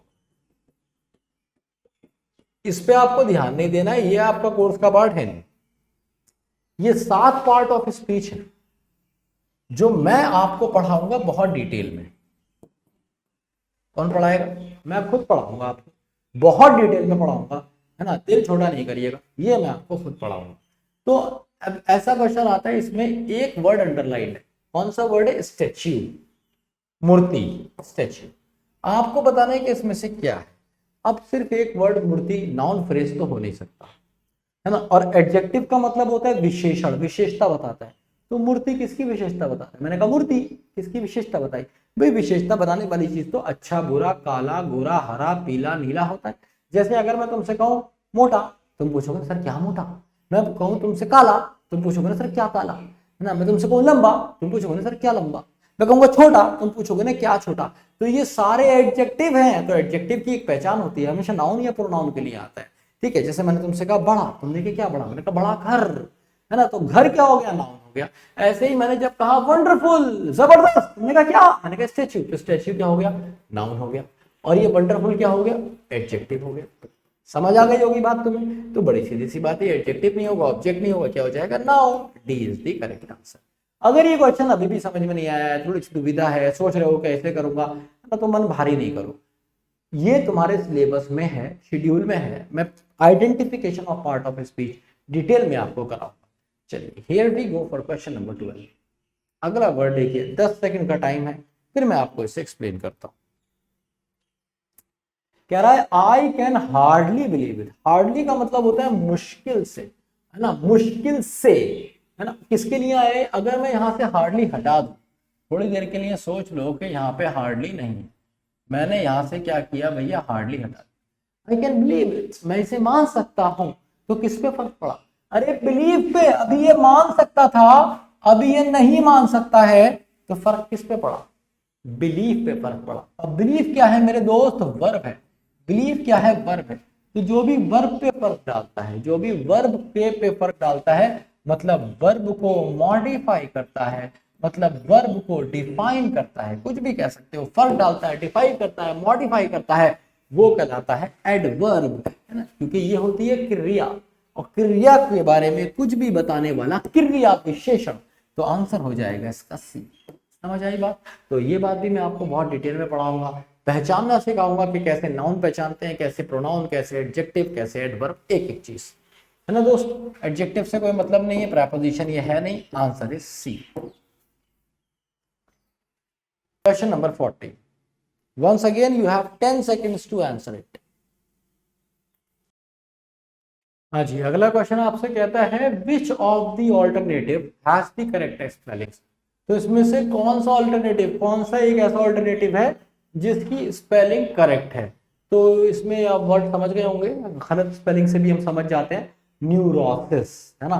न्यूरोसिस एक कंडीशन होती है जब थोड़ा मेंटली आदमी बहुत ज़्यादा डिस्टर्ब होता है, हाइपर टेंशन होती है, उसे एंग्जाइटी होती है, बहुत ज़्यादा वरिड होता है। मान लो किसी को बहुत डिप्रेशन हो जाए, काम सारा खराब हो जाए, सपने टूट जाए, है ना, ब्रेकअप हो जाए, तो ये न्यूरोसिस वाली कंडीशन होती है। B is the correct answer. तो देखो इसमें तो कुछ नहीं कर सकते आपको, you have to learn it. है ना। मैं आपको तरीके बताऊंगा कि स्पेलिंग आपको कैसे लर्न करनी है। इसमें से एक तरीका मैं आपको अभी बता रहा हूं। वो तरीका यह है कि भाई सबसे पहले तो जो मोबाइल में जितने टेक्सटिंग तुम करते हो ना, सबको फुल टेक्सटिंग करो, है ना। ये मत लिखो hi, how are you, I am F9, ये सब जो तुम करते हो ना, ये तुम्हारी इसी की वजह से बर्बादी चूमती है तुम्हारे कदम। तो ये हरकत तुम्हें नहीं करनी, है ना। तो सबसे इंपॉर्टेंट बात है कि ये हरकत तुम्हें नहीं करनी है। तुम इसे पूरा लिखोगे hi how are you, I am fine, हमेशा पूरा लिखोगे, आदत डालो। तो बार बार तुम्हारे सामने ऐसी स्पेलिंग्स आएंगी जो तुम्हें लिखना पड़ेगी, और जब लिखना पड़ेंगी तो वो ठीक हो जाएंगी। और मैं तुम्हें बताऊं, सीडीएस में बहुत बहुत आसान स्पेलिंग्स भी पूछी जाती है ना। जैसे एसएससी के एग्जाम में मैंने देखा चॉकलेट, CHOCOLAT, चॉकलेट वर्ड की स्पेलिंग पूछी गई, है ना। ऐसे ही सीडीएस में स्पेलिंग पूछी गई थी एडमिनिस्ट्रेशन की। सोचो ADMIN, एडमिनिस्ट्रेशन। अब ये स्पेलिंग अगर तुम किसी से सुनोगे ना, उसको दिक्कत होगी लिखने में। जब अगर आपकी आदत है ना, तो आप इसे लिखते चले जाएंगे। अगर मैं सुनाऊंगा ना ADMINISTRATI, शायद ठीक सुनाई, लेकिन मुझसे भी कभी कभी गलती हो जाती है। लेकिन अगर लिखने की आदत है ना, इतनी जहां जैसे ही मैं अटका मैंने एकदम लिखी, तो लिखने की अगर आदत है तो चीजें कभी भी गलत नहीं होंगी। तो ये स्पेलिंग पूछी गई थी PLIGHT, प्लाइट की। ठीक है, ऐसी ऐसी स्पेलिंग भी आपसे पूछी जाएंगी। तो कहने का मतलब क्या है, बात का तात्पर्य यह है कि मेरे बच्चे एक बात याद रखो, जो सबसे ज्यादा इंपॉर्टेंट है कि आप स्पेलिंग्स पूरी लिखिए जब आप टेक्स्ट कर रहे हैं, ईमेल कर रहे हैं, ये हैबिट डालिए। क्वेश्चन नंबर 15, करेक्ट स्पेलिंग एक बार फिर से बतानी है आपको। वर्ड आया आपके पास SN, अच्छा ये वर्ड है SNOBBISH, snobbish, snob, snobbish, snobbery, सब एक जैसे होते हैं ये, है ना। इसमें से ये एडजेक्टिव है, ये नाउन है। तो मतलब क्या है दोनों का, इनका इस सब का मतलब होता है एक ऐसा आदमी जो घमंडी है, कहते हैं एरोगेंट। एक वर्ड और आता है इसके लिए haughty, HAUGHAUGHTY, haughty, arrogant, haughty. एक वर्ड और आता है इसमें प्राउड। ये 3 वर्ड याद रखिए, ये अक्सर आपके एग्जाम में भी पूछे जाते हैं, है ना। स्नॉबिश, एरोगेंट, हॉटी, प्राउड, सारे के सारे घमंडी, है ना। तो आंसर क्या हो जाएगा, ए। यही इसकी स्पेलिंग है, और आप इसमें कुछ कर नहीं सकते। जब आप इन चीजों को बार बार लिखते हैं तो ये आपको याद हो जाती है। तो भाई आज की क्लास से इतना ही है। नेक्स्ट क्लास में मैं आपको बहुत डिटेल में हम बात करेंगे अपने आने वाले अगले चैप्टर्स के बारे में, और एक नया चैप्टर स्टार्ट करेंगे जिसका नाम है 8 यूनिवर्सल रूल्स या basics of English grammar.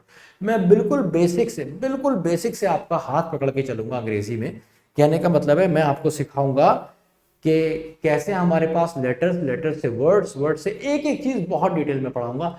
Basics आपके with in 5 to 6 classes strong हो जाएंगे, बहुत स्ट्रॉन्ग हो जाएंगे, और फिर उसके बाद हम एक बेहतरीन फाउंडेशन इस पे रखेंगे। तो मुझे उम्मीद है ये क्लास आपको पसंद आई होगी, मजा आया होगा क्लास में।